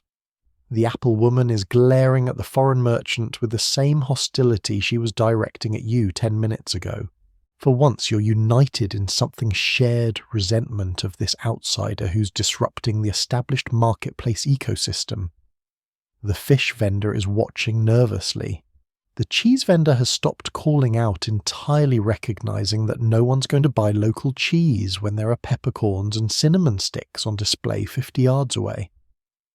The foreign merchant, you're close enough now to see he's probably Italian or maybe Flemish, dressed in clothes that are clean and well made, and mark him as someone from a different economic class, is conducting business with practiced ease. He speaks multiple languages, switching between them fluidly as different customers approach. He's selling a small bag of saffron to a wealthy woman servant for what you estimate is about a week of your earnings. For a bag of flowers. Well, stamens technically, but still. The economic disparity is staggering and depressing. Travelling merchants like this operate under different rules than local vendors. They've paid special fees to the city for temporary trading privileges. They're often under the protection of powerful merchant guilds, or even noble patrons, which means harassing them is more complicated and dangerous than harassing a local bread vendor. They can undercut local prices on luxury goods because they're buying direct from sources and selling in volume. They can offer things that simply aren't available locally, goods that have travelled thousands of miles through complex trade networks that you'll never access. Historians still argue whether these travelling merchants stimulated local economies by bringing new goods and ideas, or whether they exploited local markets and extracted wealth without contributing to the community. From your perspective, standing here watching your customer base evaporate, you've got some opinions on that debate. A man who was walking toward your bread display suddenly veers toward the cart instead. You just lost a sale to a guy selling pepper. Pepper. The frustration is almost physical. You're selling food that people actually need to survive, and you're being outcompeted by luxury seasonings that no one in this market can actually afford. But here's the really galling part some locals are buying from him. Not the spices, those are truly beyond most people's reach, but he's also selling more affordable items. Small amounts of dyed thread, cheap metal pins, glass beads, things that aren't necessities but aren't quite luxuries either, occupying a middle market that you didn't even know existed because you're so focused on basic survival goods. A young woman buys a wooden comb decorated with simple carving. It probably cost her 3 pennies, 3 of your loaves worth, but she's smiling like she just acquired treasure. The foreign merchant is also better at his job than you are, not because he's more intelligent or harder working, but because he operates at a different scale with different resources. He has capital. He can afford to buy goods in bulk and sell them at margins you can't match. He has connections, trade networks spanning cities and countries that give him access to supply chains you'll never see. He has mobility. When this market stops being profitable, he'll move to the next city. You're stuck here, locked into this location by guild rules, family ties, and poverty. The resentment building in you isn't personal. You don't hate this individual merchant, but you hate what he represents, the reality that medieval commerce has tiers and you're at the bottom. There are successful merchants who operate from permanent shops. There are travelling merchants who roam trade routes. There are guild masters who control entire industries.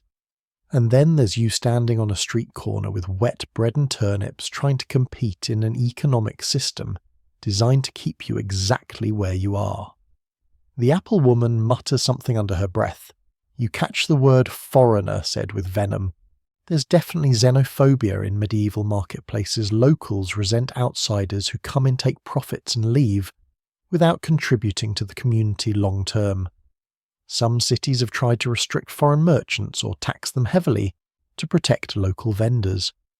But the foreign merchants have powerful allies and keep coming anyway because the profit margins are too good.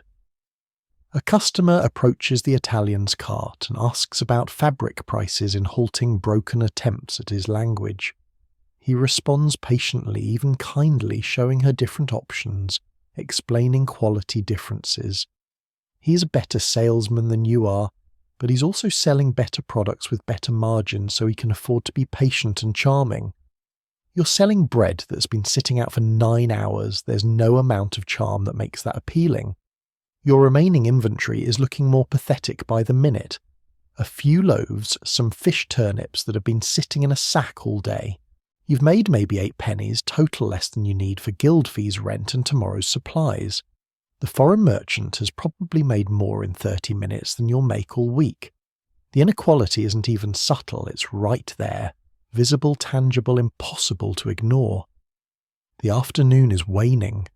Your feet have gone beyond pain into numbness. Your voice is hoarse from shouting. Your body is a collection of aches that have merged into one continuous discomfort. And now you're watching a travelling merchant effortlessly dominate a market you've been struggling in for years, and there's absolutely nothing you can do about it, except stand here and witness your own irrelevance.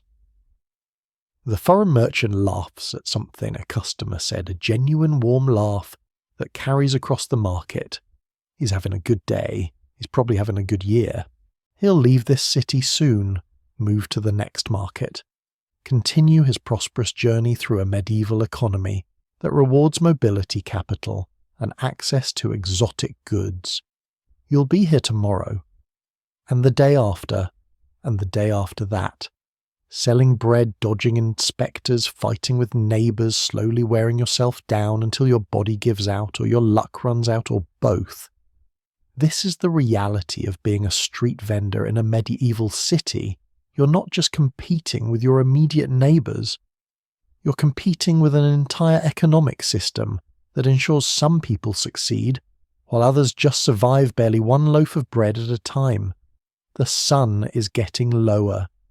Your shadow is stretching across the cobblestones, and the foreign merchant is packing up his most valuable goods, preparing to move to a different section of the city, or maybe to leave entirely, his brief appearance having extracted wealth and attention, and leaving nothing behind but the bitter awareness of everything you'll never have. The church bells are ringing again, not for the hour this time, but for Vespers, the evening prayer service. The sound cuts through the marketplace noise with the authority that only religious institutions can command in medieval society, and immediately you feel the shift in the crowd. This isn't optional, this isn't background, this is a direct interruption of commerce in the name of God, and you're expected to comply whether you can afford to or not. A priest emerges from the church, not the main priest but one of the junior clergy, whose job includes policing marketplace morality. He's carrying a collection box and wearing an expression of aggressive piety that you've learned to dread. He's not just calling people to prayer, he's making rounds, and that means he's collecting voluntary donations that aren't actually voluntary at all. The church requires your charity, he announces in a voice trained to project divine authority. He's not asking. Medieval churches operate on a complex funding model that includes mandatory tithes, voluntary donations, fees for services, and straight-up intimidation disguised as spiritual guidance. You're supposed to give a portion of your income to the church because that's how you avoid hell, apparently, and also how the church maintains its massive building, supports its clergy, and funds its various operations. The priest stops at the fish vendor's spot. "Brother, have you made your offering today?" The fish vendor, who looks like he's had an even worse day than you, reluctantly produces a penny and drops it in the collection box. The priest makes a small mark in a ledger he's carrying. They're tracking who gives and who doesn't, creating a permanent record of your piety or lack thereof. Then he's at your spot. "And you, brother, have you shown gratitude for God's blessings?" You want to laugh at the phrase God's blessings, given that your day has been an uninterrupted disaster, but laughing at a priest is probably a good way to get branded a heretic. You reach into your rapidly depleting coin pouch and pull out a halfpenny. It's less than he wants. He makes a point of looking at it with mild disappointment, but it's what you can afford. The church appreciates even small offerings. He says, which is priest speak for, "I noticed you're cheap." He makes his mark in the ledger and moves on. You've just lost another halfpenny to an institution that owns more wealth than everyone in this marketplace combined, but still needs your contribution to function. But the interruption doesn't end with donations. The bells continue ringing, and now people are actually stopping their shopping to face the church. Some are crossing themselves, others are murmuring prayers, a few are abandoning their transactions mid-negotiation to attend Vespers. Medieval religious observance isn't casual, it's woven into the structure of daily life so thoroughly that commerce literally pauses for prayer.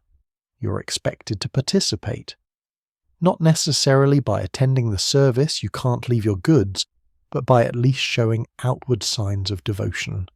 You stop calling out your wares, you bow your head slightly, you mouth a prayer you learnt as a child and have repeated so many times it's lost all meaning. Pater noster quies in cilis, our Father who art in heaven. The Latin is rote memorized, understood only in the vaguest sense. You don't speak Latin. Most people don't. But you're expected to perform the prayers anyway, demonstrating your Christianity to anyone watching. The marketplace has gone quieter, not silent, but definitely muted. The mandatory moment of public piety is being observed more or less. The apple woman is crossing herself with exaggerated devotion, probably trying to make up for the assault incident by demonstrating her Christian virtue. The fish vendor is mumbling prayers. Even the foreign merchant has paused his sales and adopted a respectful posture, recognizing that fighting against religious observance in a medieval city is commercial suicide. Historians still argue whether medieval religious devotion was genuine faith or social performance, and the answer is probably that it's both simultaneously.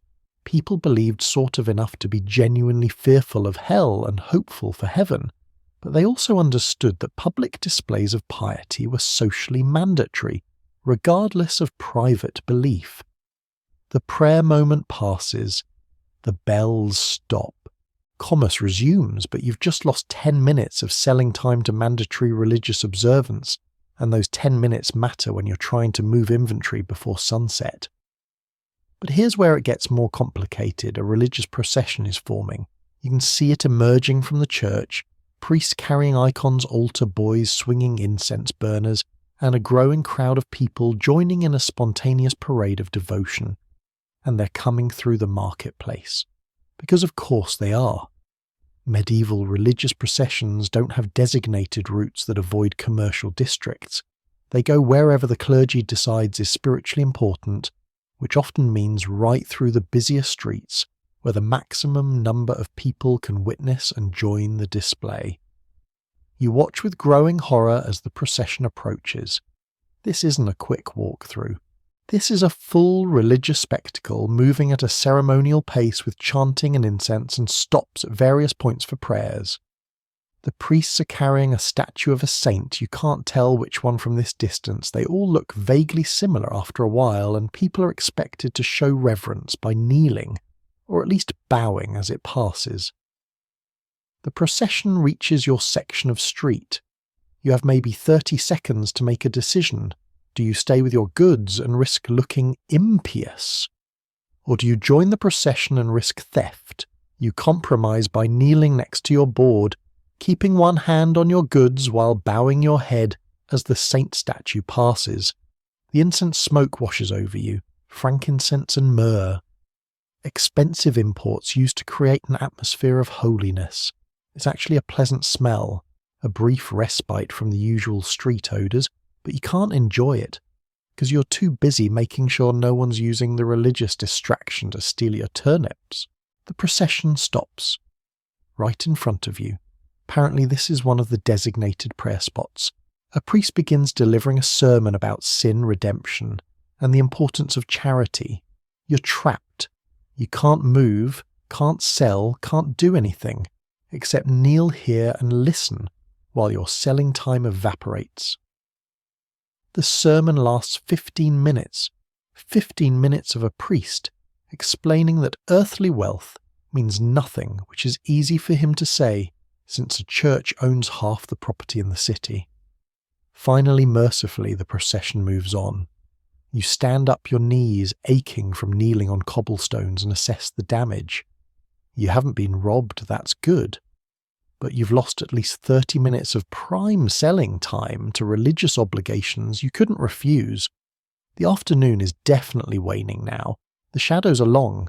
You've got maybe 2 hours before you need to pack up, and you're nowhere near the sales you need. A customer who was about to buy bread before the procession started has wandered off. Another is attending the procession, following it down the street.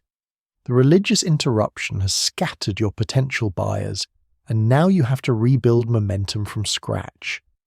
The apple woman is rearranging her display, probably thinking the same thing you are, that the church's demands are legitimate and mandatory, and also devastating to small vendors who can't afford to lose selling time. But you'd never say that out loud. Criticizing the church's impact on commerce would be heard as criticizing the church itself, and that's a path to serious trouble. A different priest appears this one specifically targeting vendors. Brothers and sisters, remember that Sunday is the Lord's Day. The market will be closed for observance. Plan your sales accordingly. Sunday closure is mandatory in medieval cities. You lose an entire selling day every week to religious law, which is roughly 15% of your potential income just gone, because God apparently needs you to not work 1 day per week. You nod obediently. What else can you do? The church isn't just a spiritual institution. It's a political and economic power that can destroy you if you challenge it. So you smile, you pray, you donate, you observe, and you absorb the losses. This is medieval street vending, where religious obligations aren't separate from economic reality. They're embedded in it, shaping your schedule, taking your money, and interrupting your work with divine authority that can't be questioned. The incense smell is fading. The bells have stopped.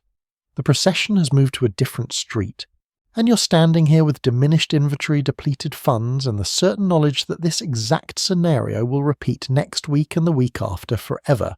because the church's schedule is eternal, and your need to make a living is decidedly temporary and ultimately less important than salvation. You call out again, "Fresh bread." Your voice is hoarse, tired, barely carrying over the renewed marketplace noise.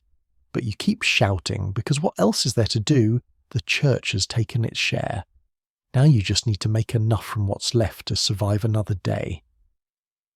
The sun is definitely lower now, casting orange light through the smoke and haze that perpetually hangs over medieval cities.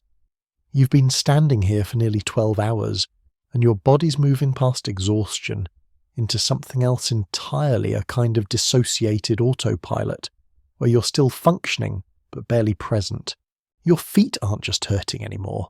They're numb, swollen, possibly bleeding inside your shoes. Your back has seized into a rigid curve that you're not sure will ever straighten. Your shoulders are cramping from hours of holding tension. Your head is pounding from dehydration, hunger, and the relentless noise. You're not living anymore, you're just enduring. Every part of you wants to sit down, just for a moment, just to take the weight off, to let your spine decompress, to give your feet even 30 seconds of relief. But sitting means looking weak, vulnerable, like you're giving up. It means taking your attention away from your goods.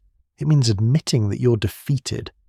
So you stay standing, swaying slightly, your vision occasionally going grey at the edges before snapping back into focus.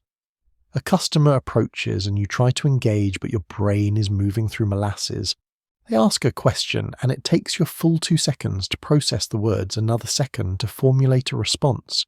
And when you speak, your voice sounds distant and strange even to yourself. Bread. Yes. Penny. You're not making complete sentences anymore. The customer looks at you with concern or maybe contempt, you can't quite read their expression, and walks away without buying. You've entered the stage of exhaustion where simple tasks become complicated. A woman wants to buy 2 loaves. You need to calculate the price 2 times. 1 penny equals 2 pennies. This should be effortless, but your mind is blank. You stare at her, at the bread at your hand, trying to remember how numbers work. Eventually, you just hold up 2 fingers and hope that communicates the price. She gives you coins. You're not entirely sure if it's the right amount. You hand over the bread anyway. The apple woman has sat down. She's given up the pretense of standing and is now sitting on an overturned bucket, her back against the wall, her face grey with fatigue. You judge her for it briefly before realising you're jealous. She's accepted defeat while you're still performing strength you don't have. Which of you is smarter? You honestly don't know anymore. Your hands are shaking. Not dramatically, just a fine tremor that makes it hard to handle coins or wrap bread in cloth. You're dehydrated, hypoglycemic, and your body is starting to shut down non-essential functions to preserve energy for core survival. Your mouth is dry as sand. Your lips are cracked. Your tongue feels thick. There's a public well 60 yards away, but it might as well be on the moon. You can't leave. You can't stop. You can barely think. But you keep standing because stopping means losing everything. Here's a historical reality that modern people don't quite grasp. Medieval labourers regularly worked themselves to death. Not metaphorically, literally worked until their bodies failed. There are documented cases of vendors, porters, and manual labourers who collapsed and died right there in the street, their hearts giving out or their exhausted bodies simply stopping.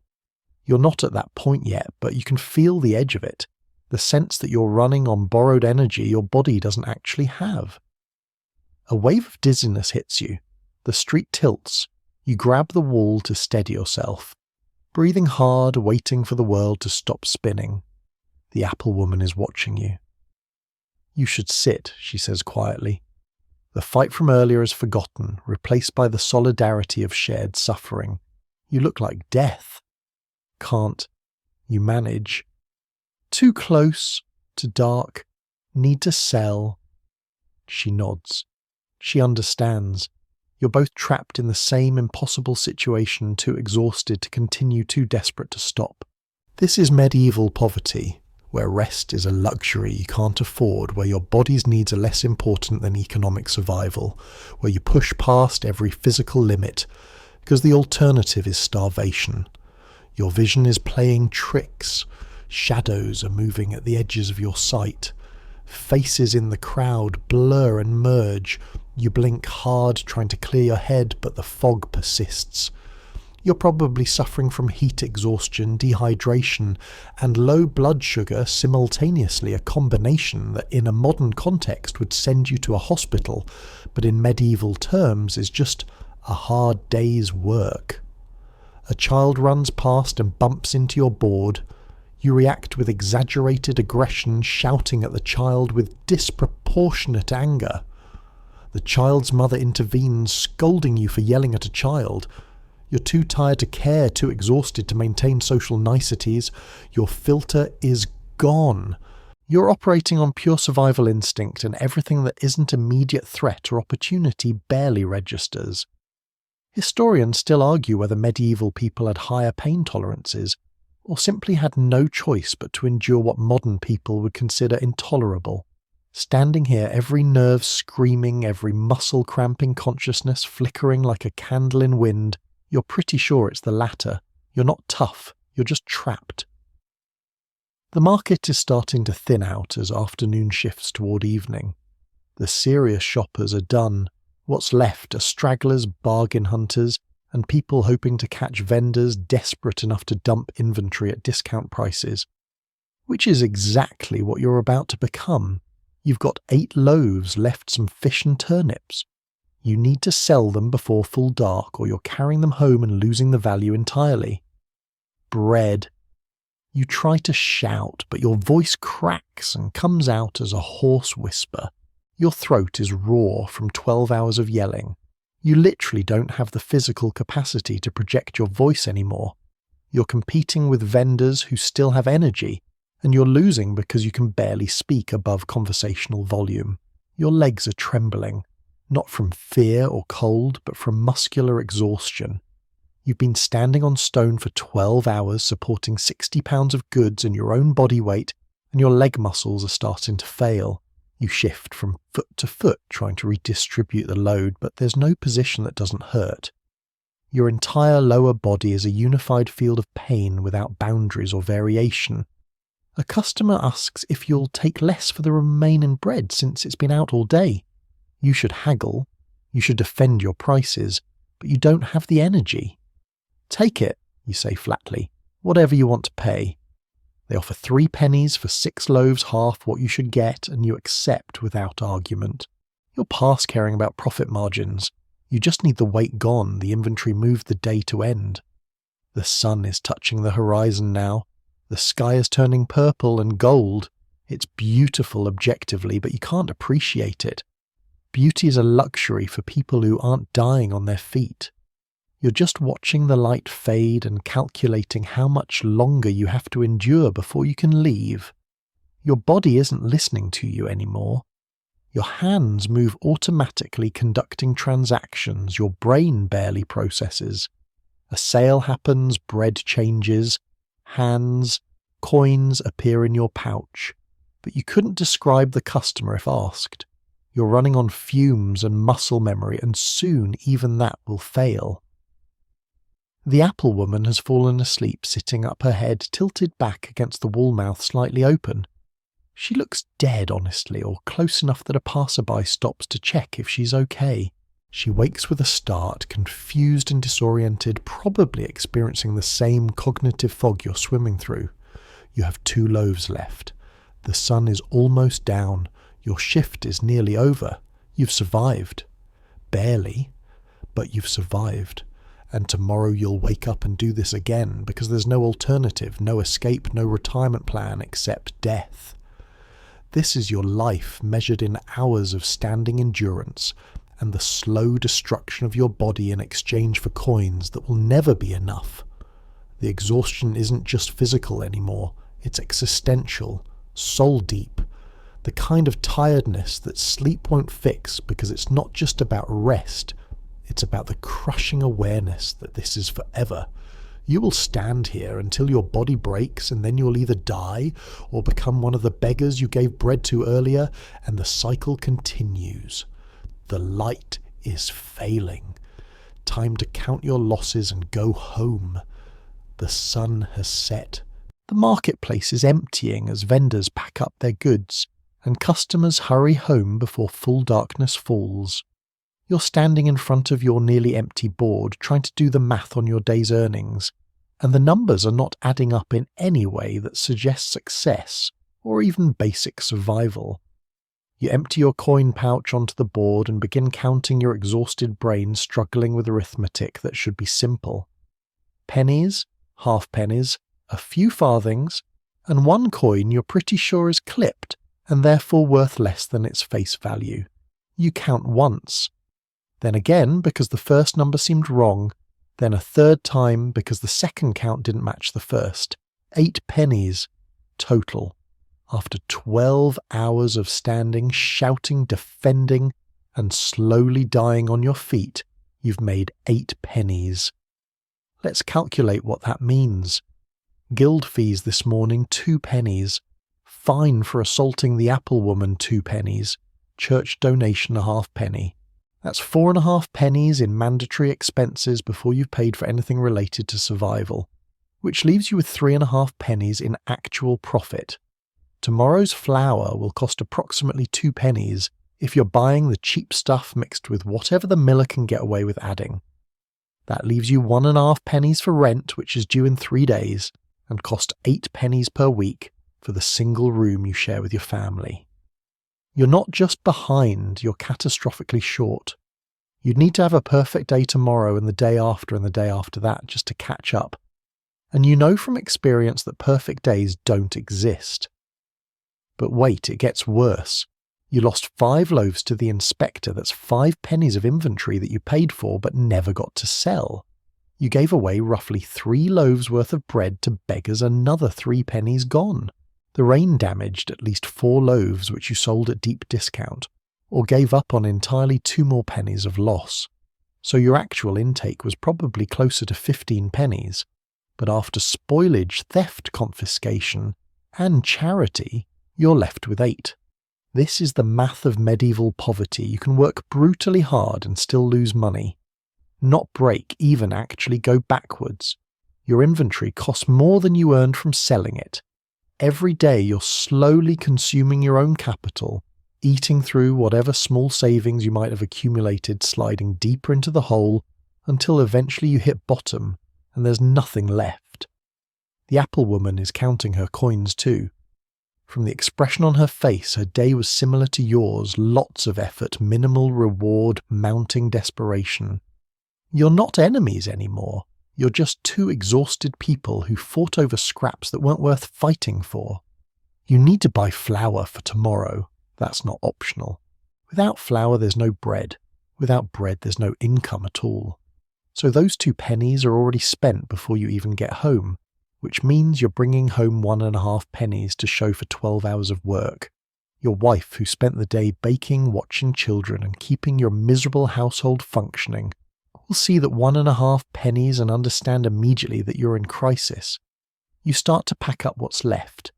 2 loaves that didn't sell, you'll eat those tonight and tomorrow, subtracting their value from the family food budget. The unsold fish probably not worth taking home. They're too far gone even by medieval standards. You leave them on the board. A stray dog will eat them within minutes. The turnips they'll keep. You'll try again tomorrow. Wait. Rent. Let's talk about rent for a moment, because this is where medieval poverty becomes truly suffocating. You live in a single room in a building that houses maybe 6 families. The room is roughly 10 feet by 12 feet.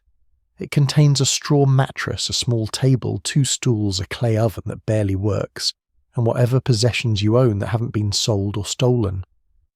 There are no separate bedrooms. Your children sleep with you. There's no running water, you haul it from the public well. There's a shared privy in the courtyard that's basically a hole in the ground serving 30 people. The walls are thin enough that you hear everything your neighbours do. The roof leaks. In winter it's freezing. In summer it's sweltering. For this you pay 8 pennies per week. which is roughly 420 pennies per year, or about 53 weeks' worth of days like today, just to keep a roof over your head.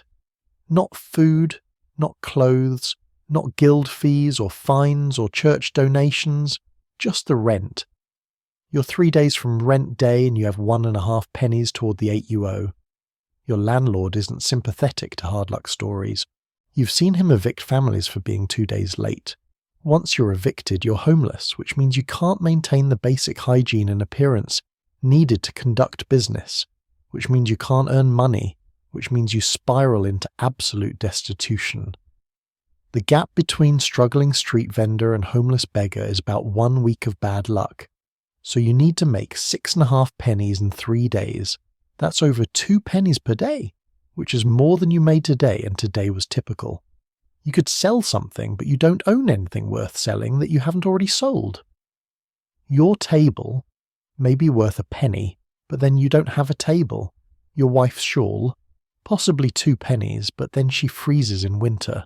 Your shoes. They're falling apart anyway, but without them you can't work. Historians still argue whether medieval poverty was primarily structural systemic economic conditions or personal individual bad choices. And standing here doing this math, you're pretty clear it's structural. You're working as hard as humanly possible. You're following all the rules. You're not drinking away your earnings or gambling. You're just trapped in an economic system where the baseline cost of survival exceed what you can possibly earn through labour. The marketplace is almost empty now. The few remaining vendors are shadows in the gathering darkness. You hoist your board one last time, it's lighter now, which should be a relief, but just feels like failure, and begin the walk home. Every step hurts. Your feet are swollen, possibly bloody. Your back has locked into a position that might be permanent. Your head is throbbing. Your stomach is empty and cramping. You're bringing home 1.5 pennies, some stale bread and turnips. Your wife will stretch this into a meal. Somehow she's good at making something from nothing. But she'll also see in your face that today was a disaster. Tomorrow you'll get up before dawn and do it again, and the math will be exactly as impossible as it was today. This is street vending in a medieval city where you can work yourself to destruction and still lose ground, where the gap between survival and catastrophe is measured in pennies you don't have, where every day is a calculation that doesn't quite add up, and the deficit accumulates until something breaks your body, your family, your spirit, or all three simultaneously. You pass other vendors heading home, all of them wearing the same expression of exhausted defeat. You're all in this together, which provides exactly zero comfort because collective suffering is still suffering. The church bells ring for Compline, the final prayer service of the day. You're too tired to pray, too tired to care, too tired to do anything except put one foot in front of the other and head toward a home that you're 3 days away from losing. The numbers don't work. They never work. And tomorrow you'll try again anyway, because what else is there? The walk home takes you through streets that are rapidly transforming from dangerous to lethal. Medieval cities after dark are not places where sensible people linger. There are no streetlights. The concept doesn't exist yet. No police patrols in any modern sense, just occasional guards who are more interested in protecting wealthy neighbourhoods than helping struggling vendors. What light exists comes from scattered windows where candles or oil lamps burn, creating small pools of illumination that make the darkness between them even more absolute. You're carrying your wooden board with its remaining goods, your pouch with 8 pennies, and nothing resembling protection. You're a target. Everyone who works late knows this, vendors, labourers. Anyone travelling after sunset becomes potential prey for the desperate, the criminal, and the opportunistic. Medieval cities have substantial populations of people even poorer than you, and some of them have decided that theft is easier than labour. These streets are narrow, winding, and deliberately confusing. Medieval city planning was about defence against armies, not convenient navigation for residents. You know your route home through years of practice, but in the darkness, familiar landmarks become uncertain shadows. That corner you always turn at, is it this one or the next? The cobblestones are uneven, and you've already stumbled twice, nearly dropping your board. A fall here in the dark with your goods scattered, and your body vulnerable, could be catastrophic. You hear footsteps behind you. Not the casual footsteps of someone heading home. These have the deliberate pace of someone following. You speed up. The footsteps speed up. This is when your exhausted body finds reserves it didn't know it had adrenaline overriding 12 hours of fatigue. You're not being paranoid. Medieval street crime is rampant and violent. People get robbed, beaten, killed for a few pennies. Your 8 pennies might not seem worth murdering for, but to someone who has nothing, it's a fortune. You turn a corner quickly, hoping to lose your follower. The board hits the wall, bread threatening to fall off. You catch it, adjust, keep moving. The footsteps behind you have stopped or changed direction, or possibly the person is now moving more quietly. You can't tell. The darkness is complete. You're navigating by memory and touch, one hand trailing along the wall, feet feeling for the cobblestone's familiar rhythm. A voice calls out from a doorway. Got anything to sell? It's not a friendly inquiry. It's a test, seeing if you're vulnerable, if you'll stop, if you're stupid enough to engage. You keep walking, not responding, not making eye contact, even though you can barely see anyway. Engaging with unknown people in dark streets is how you get robbed. Silence and movement are your only defense. Here's a historical reality that medieval people lived with constantly. The night is genuinely dangerous in ways modern people don't experience. There's no calling the police, no emergency services, no streetlights or security cameras. If something happens to you in the dark, you're on your own. Cities had curfew laws. In some places you could be arrested for being out after certain hours without good reason. But those laws were enforced selectively and mainly kept honest people inside while criminals owned the streets. You're passing through a section of the city where the buildings lean so close their upper floors nearly touch, creating a tunnel of darkness so complete you literally can't see your hand in front of your face. Your other senses heighten. You hear water dripping, leaking roofs, waste thrown from windows, the general dampness of medieval urban life. You smell smoke, sewage, cooking food from someone's late dinner. You feel the walls on both sides, the space so narrow your shoulders nearly brush stone on each side. Something scurries past your feet. A rat probably, or maybe a cat hunting rats. The city is full of nocturnal creatures that emerge after humans retreat. Rats, especially medieval cities, have rat populations that would horrify modern people. They're in the walls, in the sewers, in the garbage everywhere humans are. They carry disease-ruined food stores and generally make life more miserable, but there's no effective way to control their population. You kick reflexively when you feel something brush your ankle connecting with nothing. Ahead you see actual light, a tavern with its door open and lanterns burning inside. The warm glow is inviting, and you can hear laughter and conversation, the sounds of people who've finished work and are now spending their hard-earned money on ale and companionship. You're tempted to stop just for a moment to sit in the light and warmth and pretend you're not exhausted and broke and terrified. But taverns cost money, and you don't have money to waste. Also, taverns after dark attract trouble. Drunks looking to fight thieves, looking for drunk victims. City guards looking for bribes. You walk past, eyes forward, ignoring the brief window of light and humanity. The streets are getting quieter as you move toward your neighborhood. The sounds are different here, less commerce, more domestic. A baby crying through thin walls. A couple arguing in a language you don't understand, probably German or Dutch immigrants who've settled in this cheaper section. The clatter of pots as someone prepares a late meal. A dog barking, defending territory only it can define. These are the sounds of poverty, life compressed into small spaces, privacy impossible, everyone's business audible to everyone else. You're almost home when you see them. Two men standing in your path, not moving clearly, waiting. They've positioned themselves at a bottleneck where the street narrows, making it impossible to pass without coming within arm's reach. This is an ambush textbook medieval street robbery. They're not even being subtle, they know you have no options. Your heart is pounding, but your body is too exhausted to produce the full fight or flight response you need. You consider your options, turn back, but they'll follow fight, but there are two of them, and you can barely stand. Surrender your goods, 8 pennies, some bread. The board itself, everything you have. None of these options are good. "Evening, friend!"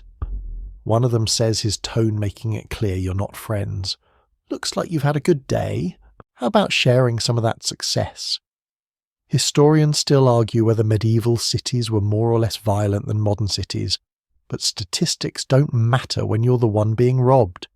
You're standing in darkness, exhausted, defenseless, facing men who are desperate enough or criminal enough to rob a vendor who clearly has almost nothing.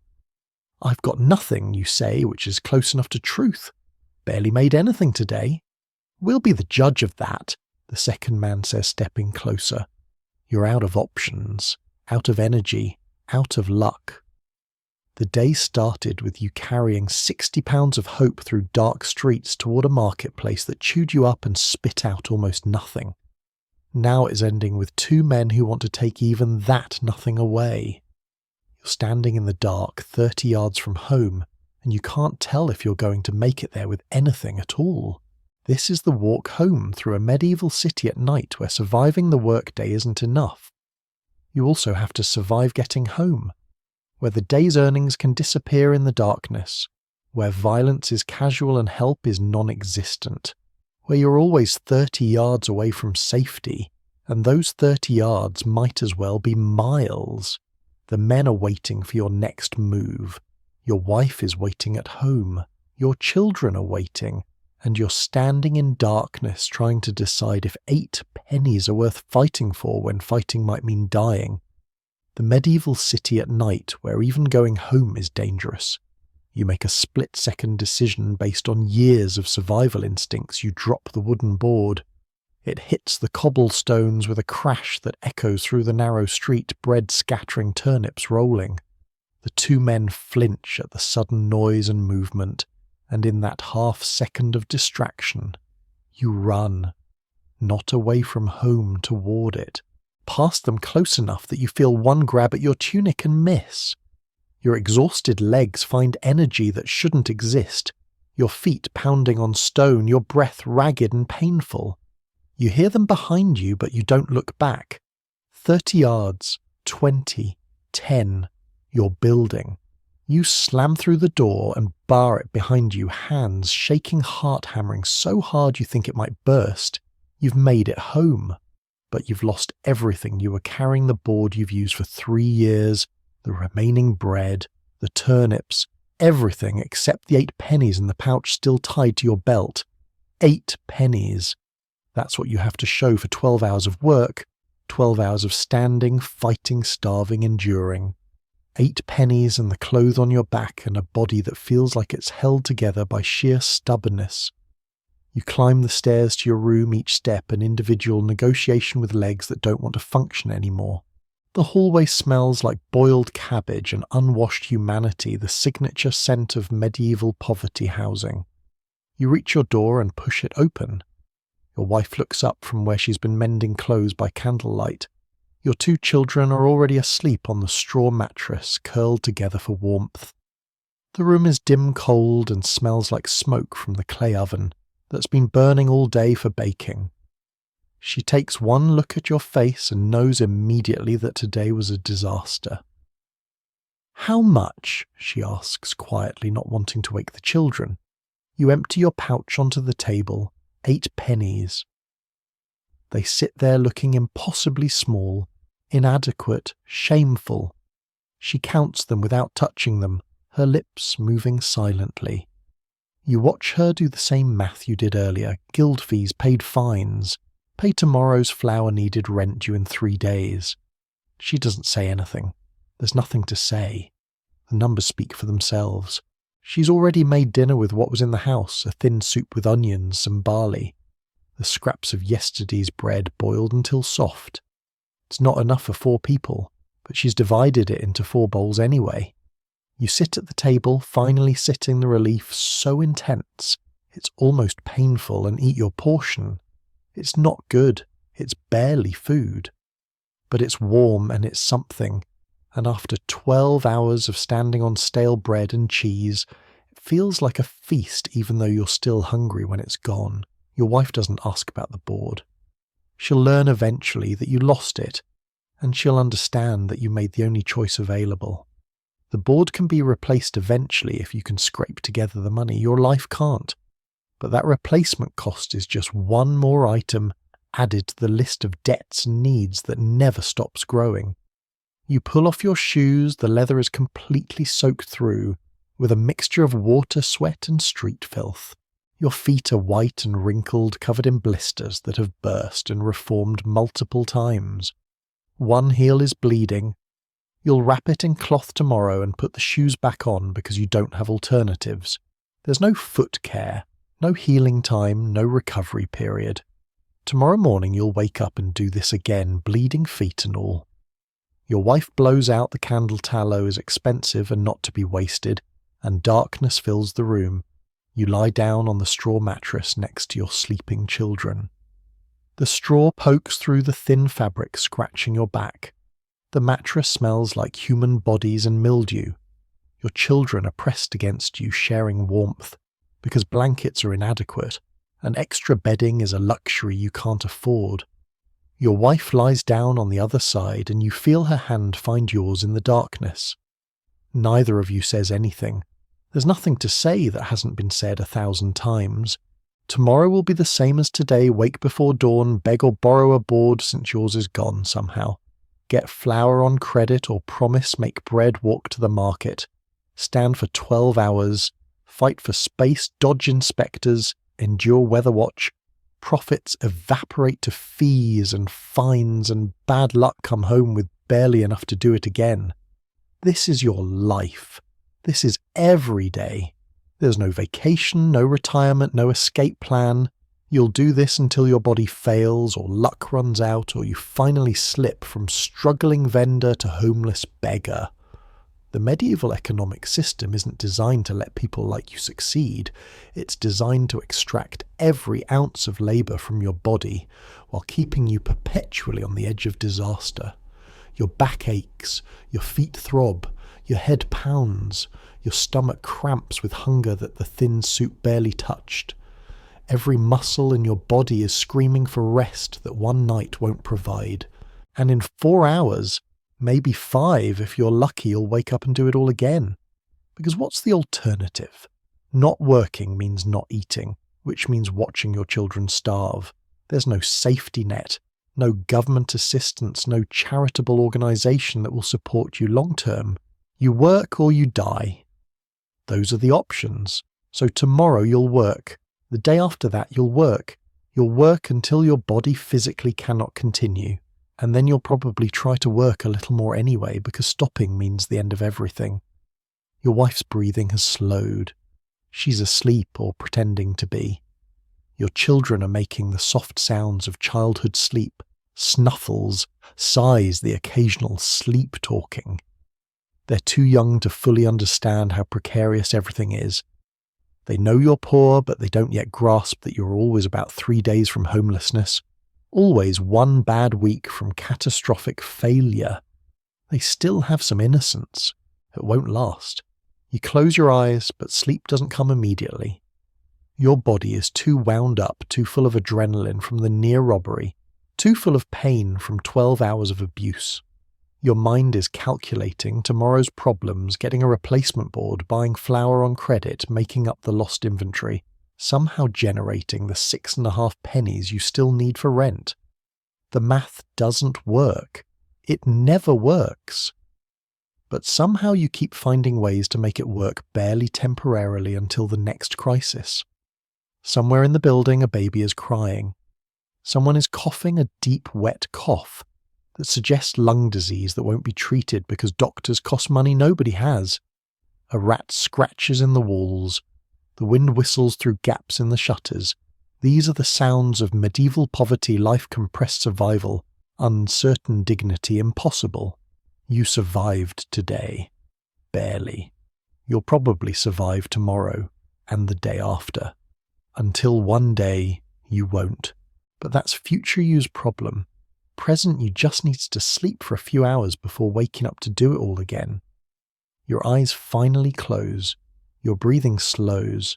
Your consciousness slips away into a darkness that's almost indistinguishable from the darkness of the room. Tomorrow you'll wake up before dawn. You'll splash cold water on your face. You'll wrap your bleeding feet. You'll find a board somewhere. You'll beg flour from someone. You'll make bread with your wife. You'll walk to the market through dark streets. You'll stand for 12 hours. You'll fight and scrape and endure and somehow impossibly survive another day. This is what it means to be a street merchant in a medieval city. Not romance, not adventure, not opportunity, just endless, grinding, soul-crushing labour that barely keeps you alive.